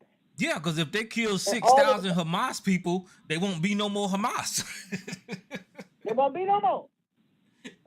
They're killing civilians. I mean, so they're just killing civilians, and the bulk of the civilians that are being killed are women and children, because half their population is children. And I had to stay off of IG because I was following, what's his name, Sean King, and some others who I'm surprised that Instagram, they said that they had been threatened. But yeah, so that's far, what I was looking at. Instagram, Sean King's videos. You know, it's sensitive, but I was like, wow, you know, and he's showing the ones where the children are in the hospitals or wherever they at, and the debris is all over them and all of that. I'm like, Jesus, that's BS. And the blown up babies and the dead kids and bringing them in with half their heads blown off. And I said, okay, I'm not going to unfollow Sean King because I want to keep up with what's going on and a couple of people that I am following. But I just have to stay off of IG because I can't take those images. Like when the police is gun us down in the street, and because like I've told you, I don't watch those videos like Floyd. What was his name? George Floyd, and all of those videos where the police is shooting and murdering and killing black people. I don't watch those. I go by what other people say. Well, like over here, those of you all have seen them. I go by what you all say. I don't watch those videos because I don't want that in my psyche. Yeah, So I'm I like have you. to I just didn't think stay off of Instagram would allow IG. that on there, but they do. I guess They they put did. that sensitive stuff on there. So I just have to stay off of IG because every other video is somebody blown up, and when the hospital got bombed, one of the videos I didn't mean because I was trying to read. They said the hospital was bombed. I was trying to read what was going on. Mm-hmm. Then the video started playing, and some man, the plastic grocery store bags that we have our groceries in. Yeah. He's running around with arms and feet and Oh stuff no. in the bag. See, I didn't watch a lot of He that just either. lost his mind.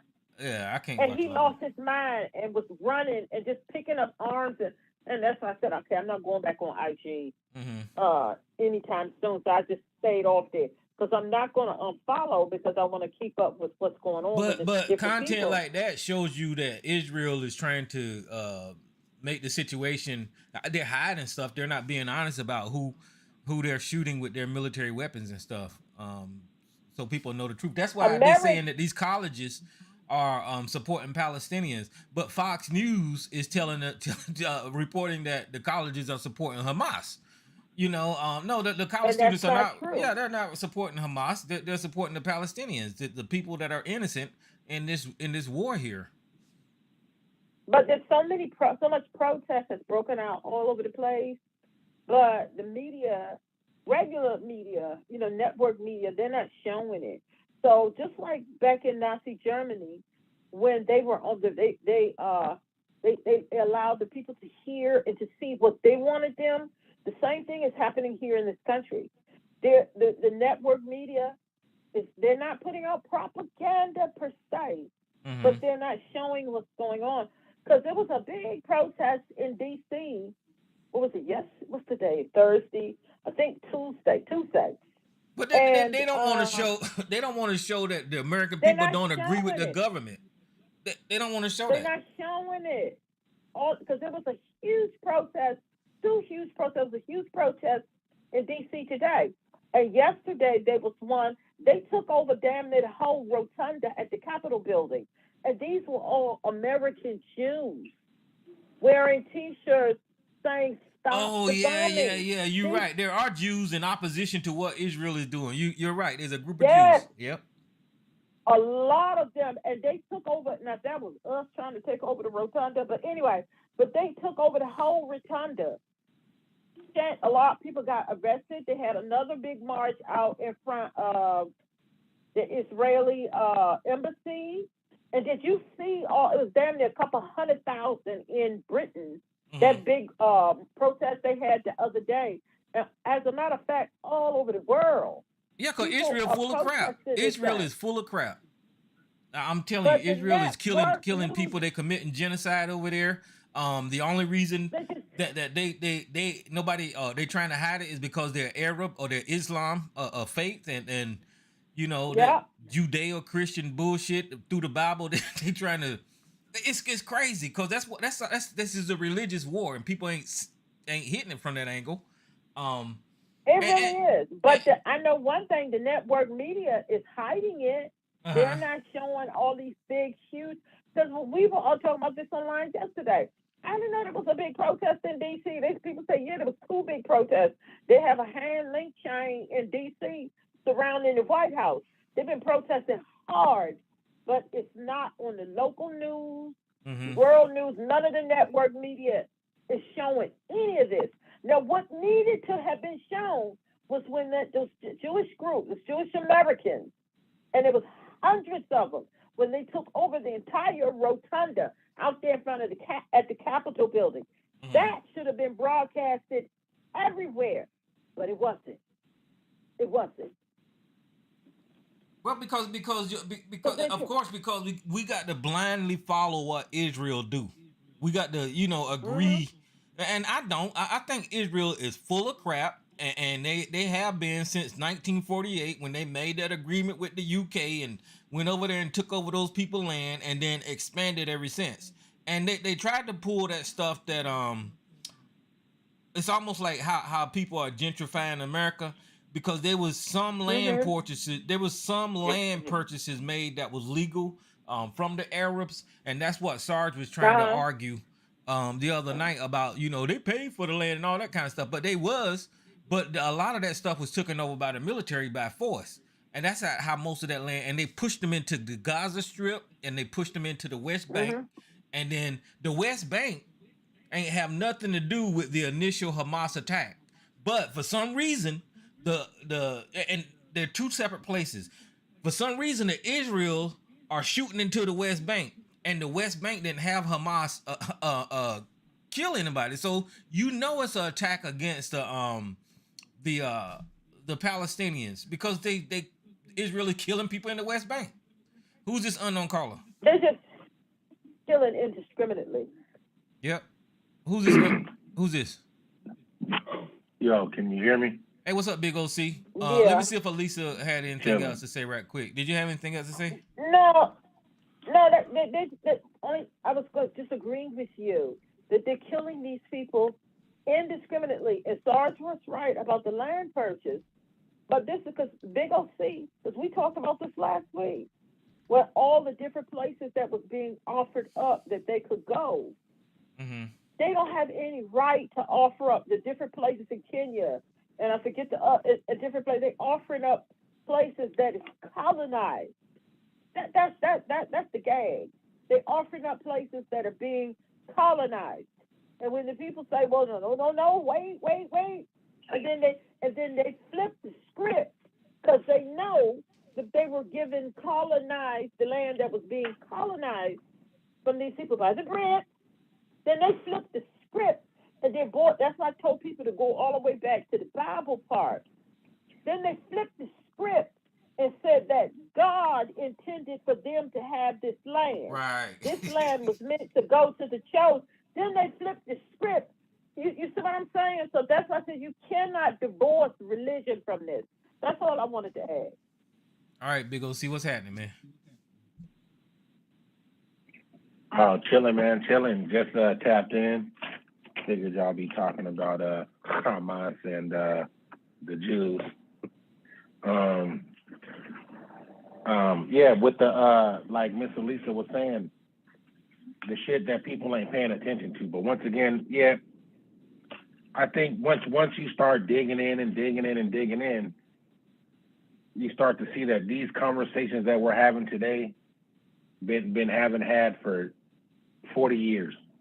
You know what I'm saying? All the scholars, all the professors, all the different leaders, they all ain't nobody came off any of their points. And that's why it's still the way it is. I've been looking at debates and documentaries from 20 years ago, 25 years ago on the Israel-Palestine shit. And all the way up to today, neither side has come up off what the fuck they've been trying to do for 40, 50 years. So a big issue is where I can see for the Palestinians is, and where a lot of people aren't looking is in the West Bank, like Mr. Lisa said. And the thing is, it's not even the Israeli military, it's what they call the settlers, right? And I guess another term we would use, we would call them the colonizers, because they ain't got they ain't the police, they ain't none of that. They're just some motherfuckers that are saying, hey, get the fuck up out of here. Guns coming in, running you up out of your spot, and then building they shit and continuing to expand Israel when those settlements are illegal. They've been told they're illegal. But at the same time, they get protection from the IDF because they Jews, and at the end of the day, I believe that's what they want to go on. So I think expanding those settlements is a real big thing, and you don't really hear a lot of that talk in our media over here. And that's the main issue. Our media over here, we are we have to be on a certain team. So that's clear. Our president's already said who he stands with, so it's already clear. You know what I'm saying? How what America's posture is, but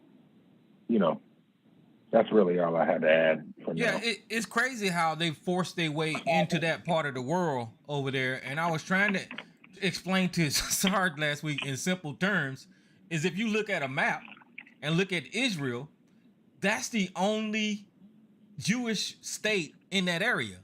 If you look at Jordan, Syria, Lebanon, Saudi Arabia, all of those are Muslim or Islamic areas. So how the hell do you have Right. this Jerusalem Jewish state in the middle of all of those Muslims? Well, you had in 1948, the UK or whoever it was gave you that land that belonged to somebody else because the Palestinians once again was Islam or Muslim. And so that all of that land was Muslim until the Jewish people showed up over there and talking the way we talk right now and with just common sense and logic, you'll get labeled as anti-Semitic. No, we ain't nobody Yeah. anti-Semitic over here. You know, Hey, I'm with the brother, common brother. sense. I'm with the common sense Jews that was out the there protesting, like Miss Elisa said. So, you know, I'm not anti-Semitic. But go ahead. yeah, Can I make a couple points here? The hold on a British. second. Hold on a second. Go ahead, brother. Everything's been clouded. I'll be quick. Everything has just been clouded because if like I said, if you going back and you doing the research for yourself, you will understand that there's been some sides that's been telling a lot of lies. You know what I'm saying? And like anyone who research knows, there's Jews over in Israel who think them goddamn Palestinians are fucking rats, dogs. They need to be destroyed because if that wasn't the sentiment within the country, then they wouldn't be doing it. That's period. So regardless of how many detractors they have over here in America, Israel sees it as, nah, the people over here want to get these motherfuckers the fuck up out of here. So they're gonna fall in line because even if you interview it today, go look at any interviews of Jews today. When they bring up the Palestinian death, the Jews, they just start rolling their eyes. Like the Palestinians really don't matter. And like I told Sarge last week, what you'll notice in this whole conflict is the Jewish death rate has stopped where it's at. It won't go up anymore. But the Palestinian death rate is going to continue to rise. It's going to be them same 14 or 1,500. That's where it will stay on the Jewish side. All right, go ahead, Chef Ra. Yeah, the British have had problems with the Palestinian people for a long time. Okay, so they made the official and stepped in, like I said, in November 1917, and started slowly trying to go ahead and turn that land over to the Jewish type people. They started clearing those people out, you know, killing people and clearing people out of, like, I think at that point it was like 500 different towns they had went through. And they turned it over, that area, not to the Jews right away. They turned it over to the United Nations. And so the European Jews started going ahead and paying people in the United Nations to go ahead and get that land.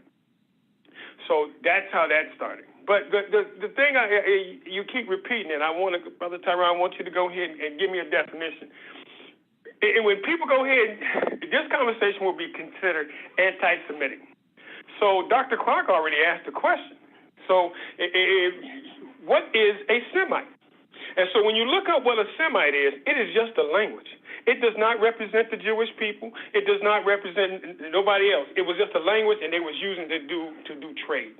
So the thing about, you know, you being an anti-Semite, you know, my question usually comes up. I usually put that question on the table is, I'm against the language. So, you know, people don't make no sense. Thank you. Propaganda. I just put it in the context of what I just put it in the context of what, you know, how people be saying that you're anti-Jew or whatever they say, you know. But I agree with everything you guys are saying. Unknown caller, who's on the line? All right, one more time, I have to straighten you out about what I actually said, not what you said I said. Okay. It's amazing how you don't hear me, no matter how loud I yell. Okay. Welcome to the show, sir. How you doing tonight? You're welcome to. I'm welcome to talk to your ass and straighten you out. All right. You got the floor, sir. All right, one more time. As I said last week, the Israeli claim to that land is, number one, the Jewish people settled and developed the region that is now modern-day Israel. Number two, the international community granted political sovereignty in Palestine to the Jewish people. Number three, they captured the territory in defensive wars, particularly the War of Independence in 1948 and the Six-Day War in 1967. And finally, God promised the land to the patriarch Abraham. Now notice, only one of those claims is religious. Take that one away, and the other three still stand. Look, again, the nation of Israel actually existed, both biblically and historically. It was two separate kingdoms, the northern kingdom and the southern kingdom, and they actually existed in history. The nation of Palestine has never existed as an internationally recognized nation with diplomatic relations with any other nation in the history of mankind ever. All those people were citizens at one time, or they descended from people who were citizens of Jordan, Syria, Lebanon, or Egypt, primarily. The Jewish presence in that region has been continuous for 3,700 years. Continuous, even though at many times they have been expelled. Many of them were expelled from those lands through pogroms and other migration. Like any other great migration, ebbs and flows occur. Now look, I'm not for the Israelis. I'm not for the Jews. I'm for the United States and its best interest. But I will say again, I will always take anyone to task who distorts history. That's what I keep hearing from here all the time, a complete, utter distortion and negation of the historical record, which is, well, I'm talking about the modern historical record from 107 years ago forward. That's what I'm primarily concerned with, and that's what you and the folks on this show are regularly misstating, despite what the historical record shows. And it irritates the hell out of me. Okay, so who's this unknown caller line I just opened? Maze. Hey, what's up, Maze? Hold on for a minute, Maze. Last week, there was a conversation that was had, and somebody said that Palestine never existed. And then they said the international community didn't recognize Palestine. And my argument is, if you're going to use that to justify an occupation and a genocide of a people, then you need to go all over the world and do the same thing, right? So there's a whole lot of land on this planet that UK didn't claim was theirs, you know, because the people that was lived there was indigenous. We use that term all the time. You see what you just did? Okay. You just built a bunch of straw men that I never made in any of my arguments. I never made any of those straw man arguments you just made. Why are you talking at the same time? That's all you ever can do, sir, is to make straw men and ask me to knock them down. Sir, why are we talking at the same time? The people that lived there. Because I know it's the same old thing from you. Sir, we can sing a song together, but we can't talk at the same time. Listen. Okay. Let me know when I can respond then, okay? Because you send whenever you shut the fuck up, damn. Okay, thank you. So thank you. I'm hushing now. The people that was living there since the Ottoman Empire were indigenous to that land. We talk about indigenous people all the time. And because they were the Palestinians were indigenous, that don't mean that you got the right to go in there and displace these people, genocide these people, and just take over their fucking land because the UK said that, you know, y'all need to have a two-state solution because Germany, Nazi Germany, was trying to Holocaust y'all ass. And that's what put them on the move, guys. Whenever they left Germany and all of that bullshit, the world felt sorry for the Jews, and they found a piece of land. It was going to be either in Israel or Palestine. It was going to be in Africa, and there was going to be another location that they were scouting out, and they just chose this area. Think about that. They threw a fucking dart at a map and said, we're going to go there and take these people land. That's how it fucking happened. And people don't see how unjust that is to the Palestinians that lived there, that was indigenous to that land. And I don't even know why the hell we having this conversation whenever we know in 1948, before 1948, Israel did not exist. on the fucking planet. It didn't. What's up? You're ignoring history now. You're literally ignoring history. It did not exist. Literally. Shut the hell up. Did. Israel. In ancient times, it did. Did Israel exist before 1947? Yes, in ancient times it did. There was no fucking It's Israel. well recorded that it did. Okay, what was Palestine? What was that area called before 1947, sir? It was an area that was. Let me say it again because you just refuse to acknowledge it. Listen to that nigga stutter. The region known as Palestine never in recorded human history ever existed as a sovereign nation. I'm asking you a specific question that you're not addressing. What was that region called before 1947? It was the Levant. Okay, so hold on. Levant. Okay, I'm going to agree with you. It was the Levant. Even though I disagree with you. Well, we're going to call it the Levant. I know. Shut up. We're going to call it the Levant. But it was not called motherfucking Israel, right? And I admit to that at that time. Okay, you said it never existed. You are incorrect. I'm not going to say, unlike you, I'm not going to say that you're a liar. I'm going to say you're incorrect. You call me a liar, but as an ancient entity, as an ancient nation, it did exist in ancient times. Palestine never existed either as an ancient nation or as a modern nation, ever. Okay, so that's why the title of my show is Republicans or Conservatives, are they really dumb? See, that's what I mean about you. You have no argument. You have no response to what I just said. Now you're going to call me stupid. I didn't call you stupid. You have no response to what I just said. Hold on, I did not call you stupid. I'm just asking the question, are Republicans or conservatives dumb? That's all I'm asking. See, here's what I mean about you. I didn't call you stupid, though. Straw man.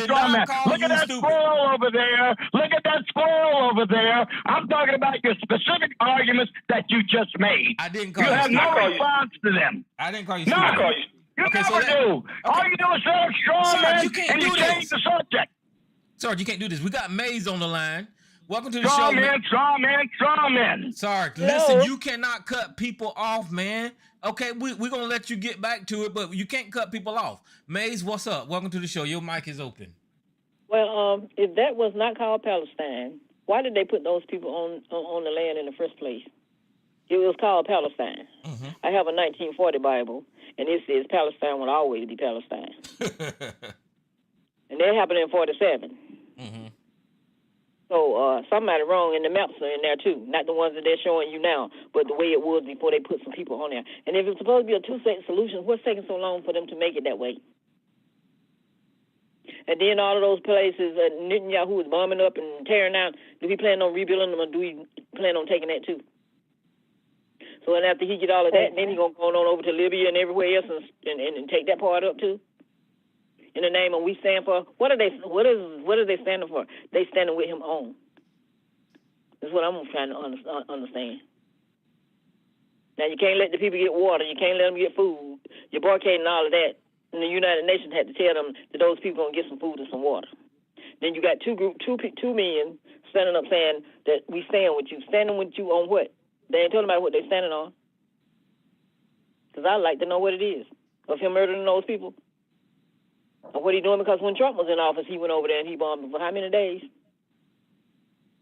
And there was nothing said. And then he made Jerusalem, he moved it to Jerusalem, or wherever he moved it, moved one place to another. And he put it there when he was in office. So I'm wondering what are people standing with them on? But he look like he about to fall out now. Maybe his pacemaker might stop on him and we might have to worry about what he's doing. Who, Netanyahu? Yes, you should see him today. He's not looking too healthy. And so then you think that everybody else, and they keep hollering, these people over here doing this, and these people. Who's there to take care of the Palestinians? Who's on their side? What, Maze? You bringing up a good point, because everybody is screaming that they're scared of the Palestinians' rhetoric about them trying to wipe Israel off the face of the earth. But look who's wiping who off the face of the earth. The Israelis are trying to wipe the Palestinians off the face of the earth, and ain't nobody saying nothing about that. You don't hear them saying we're rebuilding what they tore down? They're saying they're going house to house and don't hurt the civilians, people. I mean, how you gonna bomb up people like that and not hurt people? and then you're not letting them have anything, but you got all of the weapons and everything. So I'm wondering what you're standing with them on, and I'm still waiting for somebody to tell me. And I haven't heard about it biblically. Go ahead. My bad. Go ahead. Hey, biblically, Tyrone, that's the land of Canaan over there, right? Well, That's what they call that Sarge area. said it. Canaan. God promised that land to the, I guess the Israelites or something like that. It was the Canaanites that were in that land. Mm-hmm. And you know, Sarge talking about the I didn't say that, Tyrone. I said that's the Israeli claim. That's not Sarge's claim. Okay. Don't you listen to me ever? Sarge, listen, brother. Yeah, he did I say don't that. know. I didn't say it was my claim. I said that's what they base their claim on. Sarge, listen. Go back home to where they came. We where they get it. was But from. it makes a difference. Sarge, can you please not do that, sir? We get it. Okay, so you didn't say it. That's the Israeli claim. So calm down. Let me see who this caller is. It makes a difference when you say it that way. Can you please shut up? Who's this unknown caller? Hello. Hey, Miss Lady, how you doing? I'm okay. I'm hanging in here. How are you doing, Tyrone? All right. And Sarge, don't say nothing to Miss Lady, and Miss Lady don't say nothing to Sarge, because y'all had me cut the show every short the other night. horrible name that you can think of. Yeah. Okay. So y'all cool out tonight. Anyway, there's some news. I don't know about the U.S. Navy warship in the Red Sea intercepted 3 missiles and several drones heading north out of Yemen. And that you heard about that? Mm-hmm. It was just mentioned briefly, yeah. Oh, yeah, they were shot down over the water, and it says, so I looked at it, I'm reading an article, and it says that the Iranian-backed Houthi, Houthi, rebels have expressed support for Palestinians and threatened Israel. And last week, Yemen's Sana'a, which is held by the Houthi rebels, still at war with the Saudi-led coalition. So I guess Yemen is at war with some Saudi group, but they're pro-Palestine. So they had demonstrators crowded the streets waving Yemeni and Palestinian flags. The rebel slogan long has been, God is the greatest, death to America, death to Israel, curse of the Jews, victory to Islam. And last week, Abdel Malik al-Houthi, the rebels group's leader, warned the U.S. against intervening in the ongoing conflict between Israel and Hamas, threatening that its forces would retaliate by firing drones and missiles. So do you think we're going to be in a war in that region? Well, it's a hotbed over there, and people are sensitive in that area, you know. So it's unpredictable to me. I don't know, you know.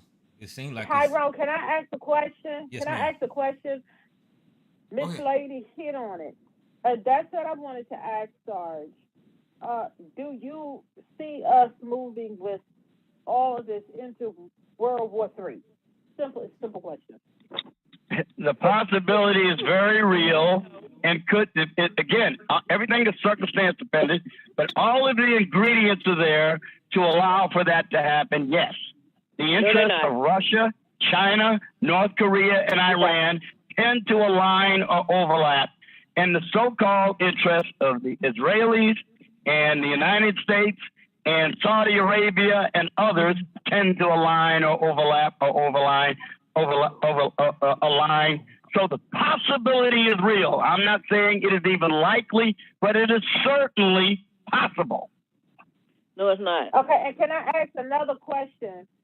Okay, from my understanding that I don't know. I just think Putin gets quiet, then he raises his head. He gets quiet.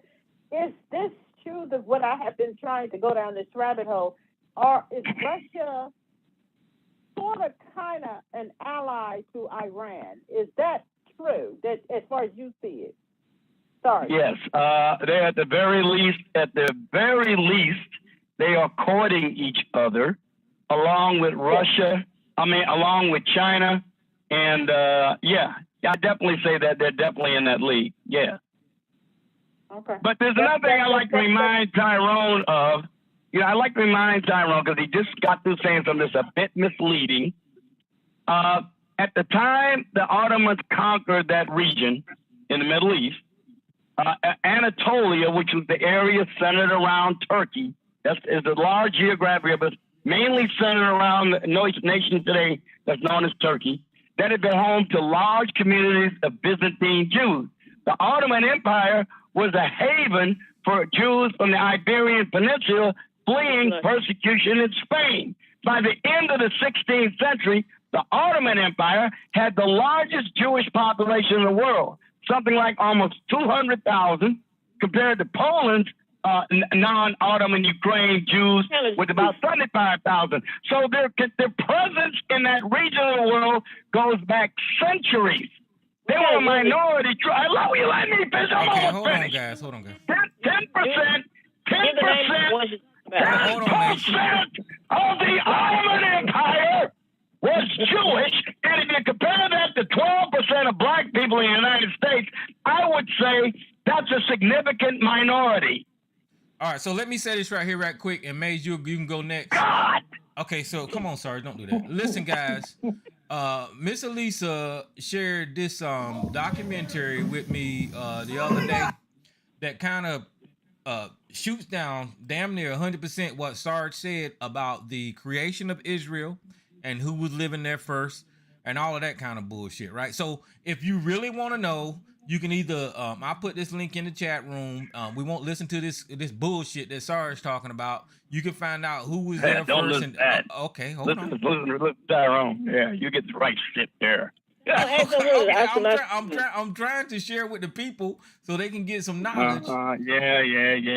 Wait till you hear my counter. Why can't I finish? I just listen to you talk. Why you cut me off every time I speak, sir? Well, I didn't cut you off. I just wait till you hear my counter, whatever you're gonna put on. Immigrants into that region, Tyrone. Yeah. Like a lot of people. So the Palestinians, like I said, is indigenous to that place over there. And so are the Jews. Hold on. And shoot, damn, Chef you act Rob, like Jews aren't indigenous either. Can you stop? It was either Chef Rob or Big OC was saying how much the Israelis look at the Palestinians as dogs or whatever. And to add on top of that, the other Islamic faiths in that region looks at the Palestinians just as bad because they're Sunni compared to the other Islam religion. So the Palestinians find themselves in a boat in a bad situation over there. Yeah, how come nobody else wants them? How come the Arabs and the Jordanians and the Egyptians and the Lebanese and the Syrians, none of them want the Palestinians. They won't give them a home. Because they had their own land, sir. They didn't have to want them. Before the fucking Jews came over there kicking them off their land, the Palestinians were doing just fine where the fuck they was. They don't have to be wanted whenever they indigenous to a land, and when people start kicking them off, they want to stay on their own fucking land. Nobody have to want them. The Jordanians killed 4,000 of them in 1970 and kicked them out of Jordan when they organized a revolt and tried to overthrow King Hussein. We're gonna let Miss Lady. 4,000 of them and kicked them out of Jordan. Okay, so we're gonna let Miss Lady finish it. I guess you don't want to pay attention to that either, Sarge, can you please stop talking over people? That's what I mean about you. See what I mean? Sabah, talking about the Jewish community in Ottoman Empire. Throughout history, Ottoman Empire was a place where Jews could live without fear of persecution, a comfort denied to them in most of Europe in the 19th century. The Ottomans first encountered Jews in land they conquered from the Byzantine Empire. This group of Greek-speaking Jews was known as Romania. In time, the new Jewish groups became Ottoman subjects. Groups of Jewish people exiled from France during the reign of Sultan Murad II, and the Ashkenazi Jews expelled by the Duke of Bavaria, Louis IX, in 1470, took refuge in the Ottoman Empire. Sultan Bayez accepted tens of thousands of Sephardic Jews escaping from Spain in 1492. They settled in various cities. Likewise, groups of Jews who managed to escape massacres in Poland and Ukraine in 1660 settled in the Ottoman Empire as well. So That's what I just told her. Yeah. No, you didn't. You're talking about Turkey. She's talking about Yes, Turkey. I She's did. talking about I Turkey. just condensed it. Bitch, I just condensed it. But okay, That's why I listen, asked you shut what up. kind She's of- talking about Europe and Turkey. So there, go ahead, Miss Lady. you don't listen to me. I said the same Well, thing you in a know what? condensed form. The Turkeys did conquer the area that included Anatolia, which was formerly known as Constantinople, or became Constantinople. I forget which one came first, but they're the same area. And it goes on to say around 90% of Ottoman Jews were of Sephardic origin and lived in cities including Constantinople, and it names some other cities. And it goes on and on. During the reign of Suleiman the Magnificent, when Constantinople had a population of 500,000, the number of Ottoman Jews was around 40,000. So it goes on in but so they accepted them. Okay. They came from But Europe. I'm trying to tell him. You don't want to listen to me. Okay, Maybe you ought to say it because you don't want to listen to me. Shut up, nigga. All you gotta do is look at the map, and all you see is Islam, Islam, Islam, Muslims, Muslims, Muslims. Yeah, we know. And then in 1948, a document was signed that's saying that this land is now, instead of being called Palestine, it's called fucking Israel, and we're gonna try to do a two-state solution, which never happened, and the fucking Jews pushed the damn Palestinians into the West Bank and into the Gaza Strip. That's just what the fuck happened, Sarge. I don't know what the hell else to tell you. Palestine was never a nation, for Christ's sake. Listen, it was always a part of some other empire. Always. Okay, whatever the fuck. Listen, we got Yeah. You don't want to get that to your thick head. Sarge, listen, They there's were like living Sarge, there. can you please stop? They Because were I'm trying to living manage there. people on the phone. So we got I think Tyrone, Maze was trying to talk. Well, Alicia, you go, and then Maze, and then Mama's boy. I got your line open. Go ahead. Okay, real quick, and then I have a question. Okay, what Miss Lady was reading, yes, it was as if the Jews just wasn't wanted anywhere. And then you have to remember in Europe, before World War I, then World War II, they weren't wanted over there either. So I get it. And like Sarge was saying about the Palestinians, a lot of the Muslim countries don't want them there either. That's true. They don't see, but put that aside. Like when World War II was going on, a lot of the Jews, before things got really, really bad, a lot of them were able to go over to Palestine before, because they saw the ones that were smart enough, well, not smart enough, the ones that were quick enough and were able to go to Palestine. And then Britain cut that off. That no more wasn't going on. And many of them got on ships.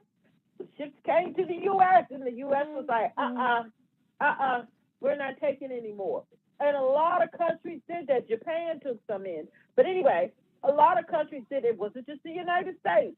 When they were trying to flee, Europe was like, no. So they kind of wasn't wanted anywhere. That's why they had wanted their own state.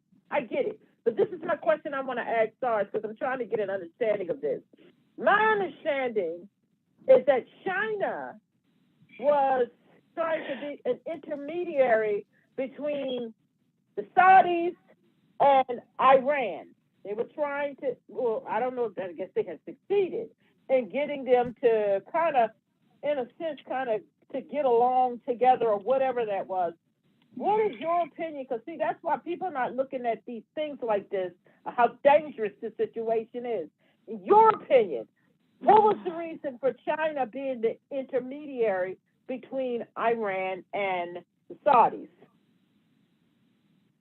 I think the goal of the Chinese is pretty clear. They're looking out for their own self-interest in the region.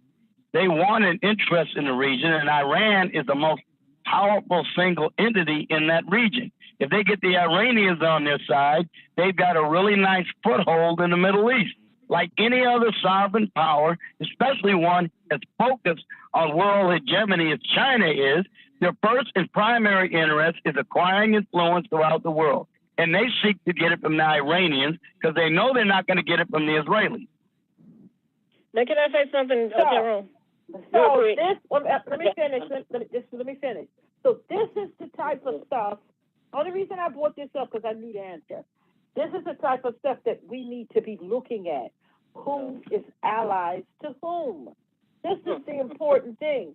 That's why what's going on over there is extremely dangerous. Because who is allies to who? It's a very big picture, and a lot of people are looking at that. And I don't want to fight any war in the Middle East. I want the United States to try to stay out of it. Can I say that's the problem? If you keep other people out of it, they can make it on their own, and then more powerful. With the two powerful groups that we're looking at, and if those people combine together, what do that make you be? At the bottom and standing back looking, and some of this stuff will stop. But my portion is, what kind of Jews were you talking about? Because there's two types, the Orthodox Jews and the regular Jews. So which one were you? Sephardic, among others. But the main two groups are Sephardic Jews and Orthodox Jews. They have some black Jews too that was given part out in the desert.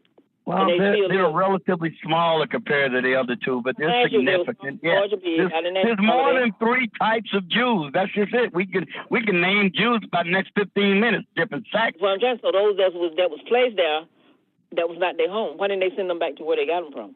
Okay, one more time. They immigrated in the first, second, and third Aliyah. That's how they got there.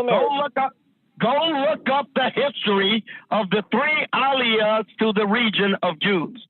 The first one was in the late 19th century. The second one was in the early 20th century, about 1915. And the third one was about in the 1930s when Jews started to immigrate greatly from Europe. Those 3 Aliyahs are the source of the present day discontent. What I just said, but the problem is the Orthodox Jews, not the other ones that you're talking about. Okay, the problem is any Jew. Those Arabs do not want a Jewish state in their midst, period, no matter how small it is. They don't want it. All right. So can I say something really fast? Let me say this really fast. All right. So after Chef Rob, we're going to get Mama's Boy. Go ahead. I think that's Mama's Boy. Is that you, Mama's Boy? Yeah, it's me. Okay. Yeah, go ahead. What's up, Mama's Boy? Peace, God. Hey, y'all do know that the Hebrew Israelites are over there riding with the Israelis. Y'all know that, right? That's what I said. Yeah. No, I didn't know that. We know that. We know that. I do anyway. One of my nieces went over there with them, and she came back just really, really pissed off on how the Hebrew Israelites, how they act, how they treated women when they was over there, and how the Jews over there was treating the black folks. Then also they separated the Hebrew Israelites from the Somali Jews, and it was a mess. It's even a bigger mess than them dealing with the Palestinians. They're just not shooting at each other. I didn't know that, but that sounds about right. Well, I wanted to bring everybody's attention because I know you guys will remember this. Most of all this turmoil and shit been going on for 75 years, but it had calmed down because through multiple presidencies, the United States acted as the intermediary to set up this 2-state solution, and not one president until Trump leaned one way or the other. They pretty much stayed neutral. And it was passed down from generation to generational president. They figured maybe the intelligence, what they were told, they understood that they couldn't lean left or right in this particular instance because the goal was the 2-state solution. The whole time, the Israelis were always pushing for more and more, and the United States always had to hold them back. And we already know, you just go through history. I don't have to write this, spout no specifics. Y'all know what I'm fixing to say here.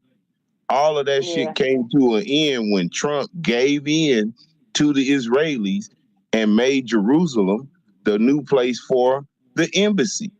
That was the straw that broke the camel's back, because for decades we hadn't leaned left or right for Palestine or Israel in that particular instance of land, the 2-state solution deal, which that was the only thing being held up.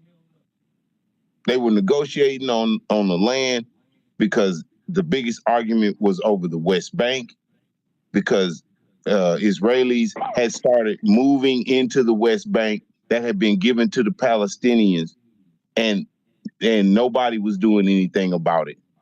They just start moving in, taking over, making settlements, encroaching on Palestinian land, and nobody was doing nothing about it. Let's tell the truth. And that's what started all the turmoil when Trump came into office and started placating towards Israel, sent Jared Kushner over there, and everything got fucked up. And that's why where we at today. Because up until then, America had a pretty decent grasp on keeping it quiet. It didn't blow the fuck up. They wasn't trying to kill each other. They was talking peace. Trump takes over. It's war now. Peace. All righty. Anybody got anything else? All right. Well, I know as soon as I start got something to say to that, Tyrone. I got something to say to that. Ready to say. I know as soon as I start talking, Sarge gonna talk. So go ahead. Well, I always put myself on mute. Take a moment to get myself off of mute. I want to make sure I don't accidentally interfere in your conversation. So look here, man. Look. First of all, now what Mama's boy just got to saying was seeing to contraindicate the notion that the United States has always been singularly partial to Israel. And for the most part, I agree with many of the things that he said. However, it has been the United States policy since 1973 to place the United States Embassy in Jerusalem. And I can guarantee you that the current discord is not because the United States placed an embassy in Jerusalem. The Palestinians have had numerous opportunities to have an independent state. They repeatedly rejected the offices. In 1937, the Peel Commission, created by the Mandatory Commission, the British Mandatory Commission, proposed partitioning Palestine and creating an Arab state. But in 1939, the British White Paper, again, while it was still under British mandate, proposed creating a unitary Arab state. In 1947, the United Nations would have created an even larger Arab state as part of its partition plan. Again, soundly rejected by the Arab leaders who at that time said they did not consider Palestine as any other than parts of Lebanon and Syria. They said it explicitly. Their Arab Commission to the United Nations rejected the notion that Palestine was anything but part of Syria and or Lebanon, explicitly in 1947. Then in 1979, and they said, let me finish. And they soundly rejected that proposal and went to war against Israel, and they lost. In 1979, the Egypt-Israel peace negotiations offered the Palestinians autonomy. But again, it was derailed by terrorism, just like it was in the 1990s, when the Oslo agreements they tried to make. And in 2000, the Israeli Prime Minister Ehud Barak offered the Palestinians in all of Gaza and in West Bank 97% of the land. Yasser Arafat rejected that. And in 2008, Prime Minister Omar offered to withdraw from almost the entire West Bank and partition Jerusalem on a demographic basis. Again, Hamas and Hezbollah saw to it that could not be done. I'm telling you, I'm not saying the Israelis are saints, because they are not. They have committed abuses and violations of international law, but nonetheless, the real transgressor in preventing a Palestinian state from becoming a realization is the terrorism from the PLO, Hezbollah, and Hamas. Tyrone. Right, so let me just say this right here. I'll let you go, but I just want to give y'all a analogy. If I walked into Sarge's house and I'm a stranger, I walked into his house, looked around, go into his kitchen drawer, and I'm gonna say, Sarge, I'm getting ready to give you your goddamn knife. Sarge gonna say, get the fuck out of my goddamn house. So what he's saying is that these people are coming into the Palestinian land and dividing it up and offering them the land that they've been staying on for generations. So Yasser Arafat is probably like, motherfucker, it's my land anyway. Who are y'all to come over here offering me my goddamn land when I'm indigenous to this damn place? So, I mean, that's some bullshit. But let me see who this call is, and then I'll let you go. Wait a minute, Sarge, hold on. Okay, let me see who this caller is. Who's this caller?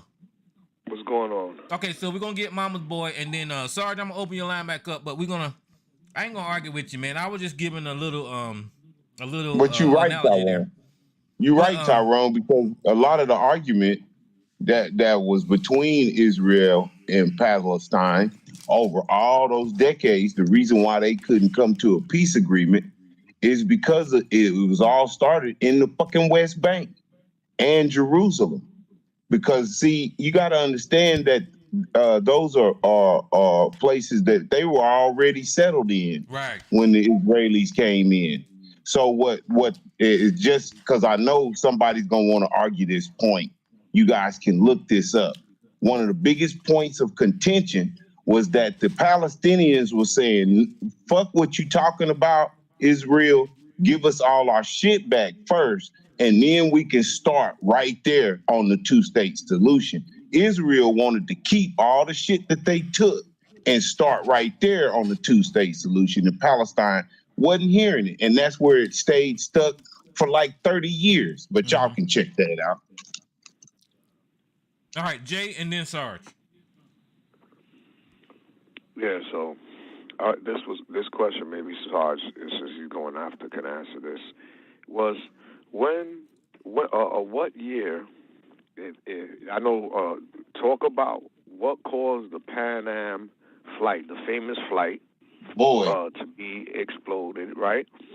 Tell me what year did they start hijacking planes, and why, and what region? That's what I want to know. Sarge, come out the chimney. I'm sorry about that. And once again, it happens on me. Look, they started hijacking planes in 1972. A group of hijackers took 4 aircraft, took them to the Negev desert, and they eventually blew them up. Remember that? It was on TV. Right, even though they didn't blow up the planes with the passengers in them, they still hijacked the planes and blew them. That started about 1972 when they started doing all that. But look, as a matter of fact, again, in 2008, you didn't say why. You didn't say why. You didn't say why they did it. They were trying to use terrorism to create pressure on the Israelis to grant concessions to the Palestinians that they didn't want to give. They wanted to literally look. If you let them have Gaza as an independent state, then that means Israel is going to be cut in two. No nation's going to allow that to happen to itself. I'm not talking. Wait a minute, Sarge. I'm going back to, again, I asked you about what happened with the Pan Am flight, which was very famous. Then you had a bunch of hijackings happen around that time, and I would always notice that there was some connection to the so-called Middle East, Lebanon, the shit going on over there. This is, when I seen it was the 80s. I'm saying what was going on back then and connect the dots. What's all that about, Sarge? Again, they were trying to get concessions about Palestinian, where the boundaries of the new Palestinian state were, and Israel to commit the concessions that would literally place it in peril as a nation. They weren't about to concede anything like that. That would be suicide. Hey, Jay, New York. As us letting this invasion keep coming through on the southern border. Jay, New York, they've been arguing about the same thing for 40, almost 50 years. Same thing. When the Israelis came into Palestine, they took over land and kicked people out of homes, separated families and shit because of the land they took. And then when they started encroaching into the West Bank, it became a problem. Because the West Bank... Let's not forget that all the Israeli moves is backed by the United States of America. Yeah. And the thing is that they came up with this two-state solution. Palestine was cool with the two-state solution, but they wanted to start from scratch. Israel wanted to start from the shit that they done already took illegally. And that was the deal breaker, Jay, New York, for all these motherfucking years. Motherfucking Israel don't want to back the fuck up and say, okay, let's negotiate. They could have even negotiated Jerusalem As long as they took in the input of the Palestinians and the part of the Jerusalem that they wanted to be in. But the way Trump did it is he basically said, no, Jerusalem is Israel's. And that started a big ass firestorm, if y'all remember, because the Palestinians didn't even really give a fuck about Israel being there as long as they got to worship where they normally worshiped in Jerusalem. And that's what Trump took away from them. I'm telling you, y'all go back. It's been the same fucking story all these years, man. Mm-hmm. Israel took something, Palestine wanted it back, Israel didn't want to give it back. There ain't no peace until it go. And that's what America was over there for, is to try to calm both sides down and get them to negotiate. And just when they get ready to negotiate, Netanyahu get in trouble, Trump come into the presidency and fucks everything up. And don't forget, the entire time they're killing Palestinians all these years, and nobody's reporting it. Yes. All right. Let's go again. Yes, there were Palestinians evicted from their lands by the Israelis. Of course, that's going to happen in a war, and it did. I'm not denying it did. But the overwhelming majority of Palestinians who left those lands were encouraged or even ordered by their leaders to leave. I could give you statement after statement from Arab leaders. I'm talking about generals. I'm talking about foreign ministers and prime ministers who said, we do not want you to be in the way of our armies.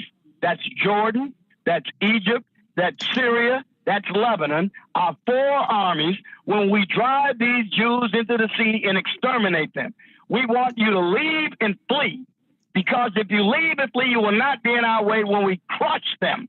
And so and when we return, you can come back and you can take this shit. I've got their public statements. In fact, many of them said you will be considered as obstacles and traitors if you do not leave your homes and get out of the way of our armies, so you do not interfere with their advances. Now that is on the historical record. I can give you the quotes, the sites, and the leaders that said it. It was made over the public airways at the time. What's your point? So yes, so wait. So they left. They left on their own accord because they were told the Jews were going to be defeated, and they would come back, not only take the land back, but take the Jews who are now dead and take their property.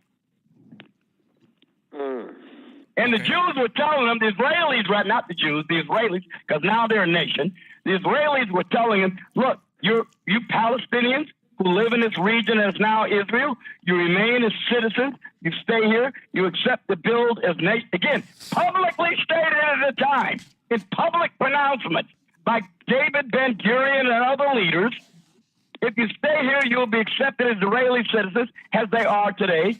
At 20% of the population of Israel is Arab. Most of those Arabs are Arab Palestinians, and they have complete full rights as any other Israeli citizen, with one caveat: they do not have to involuntarily serve in the Israeli armed forces.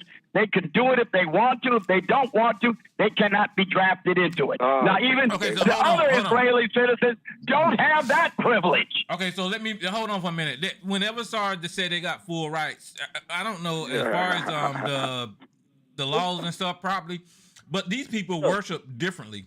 And like Mama's boy just pointed out, when Donald Trump gave them Jerusalem, that kind of cut out the way that they worship. So the Israels ain't gonna allow the Palestinians to worship the way they want to worship. So not to mention, Tyrone, we look like traitors to the Palestinians because of what Trump did with Jerusalem. You know, like I said, it's been tradition not to do anything over there, not to do anything for the Palestinians, and not to do anything for the Israelis. Yeah, so that was kind of like neutral or something like that, wasn't it? Yeah. Especially since we supported Israel with all their weapons. They were one of our allies. We really had to play it close to the vest and not do anything looking like we were favoring them. You know what I'm saying? And you can go back president after president before Trump.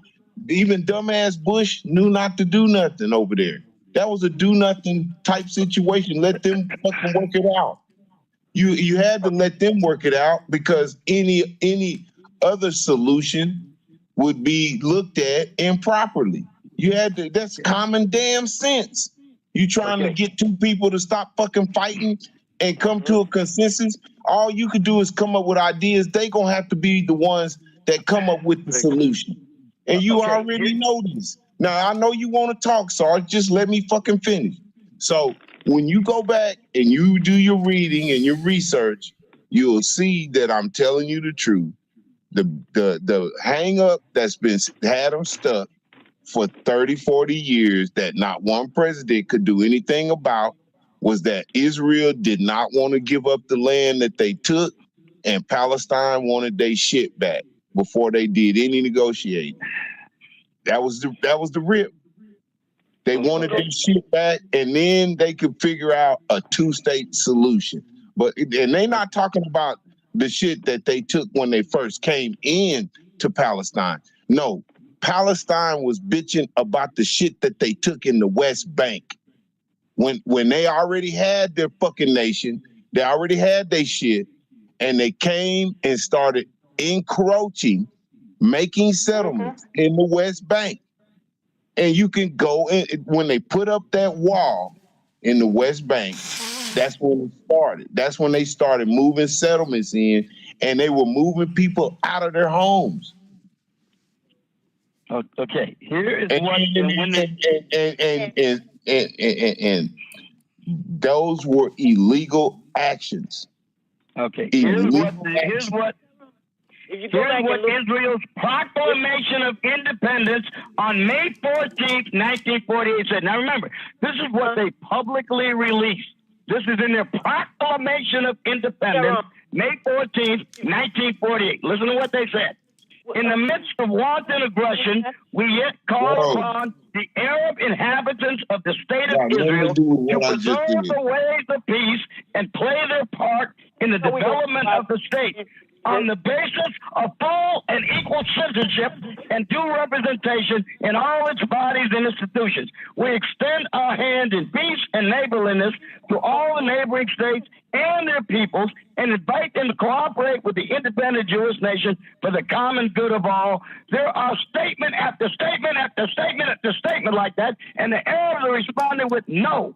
Okay, you either submit to what we want or there will be war. Okay, so there was no conciliatory response from any of the Arab leaders. Okay, so hold on, Sarge. What you're saying is that's Israel's proclamation when the Palestinians was already there. So Sarge, like I said, your example of me walking into your house, you gonna tell me to get the fuck out. If I walk into your house, start offering your shit, you gonna say, what the hell is wrong with you? And they didn't have no other choice but to ignore these fucking proposals or proclamations because they was already there. It ain't like the Jews was already there. You told us about the 3 migrations, and those migrations mean that they wasn't already there, Sarge. But I'm gonna let Mace go, and then you can respond to that afterwards. Go ahead, Mace. That isn't true. You didn't listen to what I said about the continuous Jewish presence in that region. I gave you the numbers. 10% of the Ottoman Empire was Jewish in the 16th century. You got to remember, the Ottomans conquered Constantinople in the Western Roman Empire, the Byzantine Empire, in the 16th century. They ruled that area continuously until 1917. From that time, 1532 to 1917. They didn't give a damn about the Palestinians and their nation. They didn't have a nation. They ruled them. They made them pay the jizya. They weren't Muslims. If they were Christian Palestinians, they treated them very badly. They oppressed them. They made them pay the jizya tax. They treated them like dhimmis. Dude, you taking up too much They damn did not time. do any of that.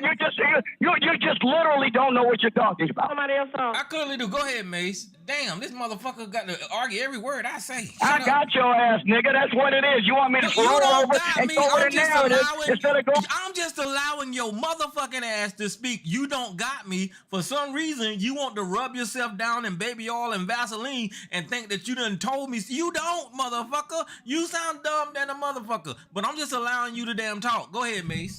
You just want to narrate, nigga. I know what you're doing. Nigga. Damn. So Tyrone, remember 2 months ago when they was about to explode on Netanyahu in his own country? They was like, he was trying to change laws and stuff, and they didn't like it. Yeah.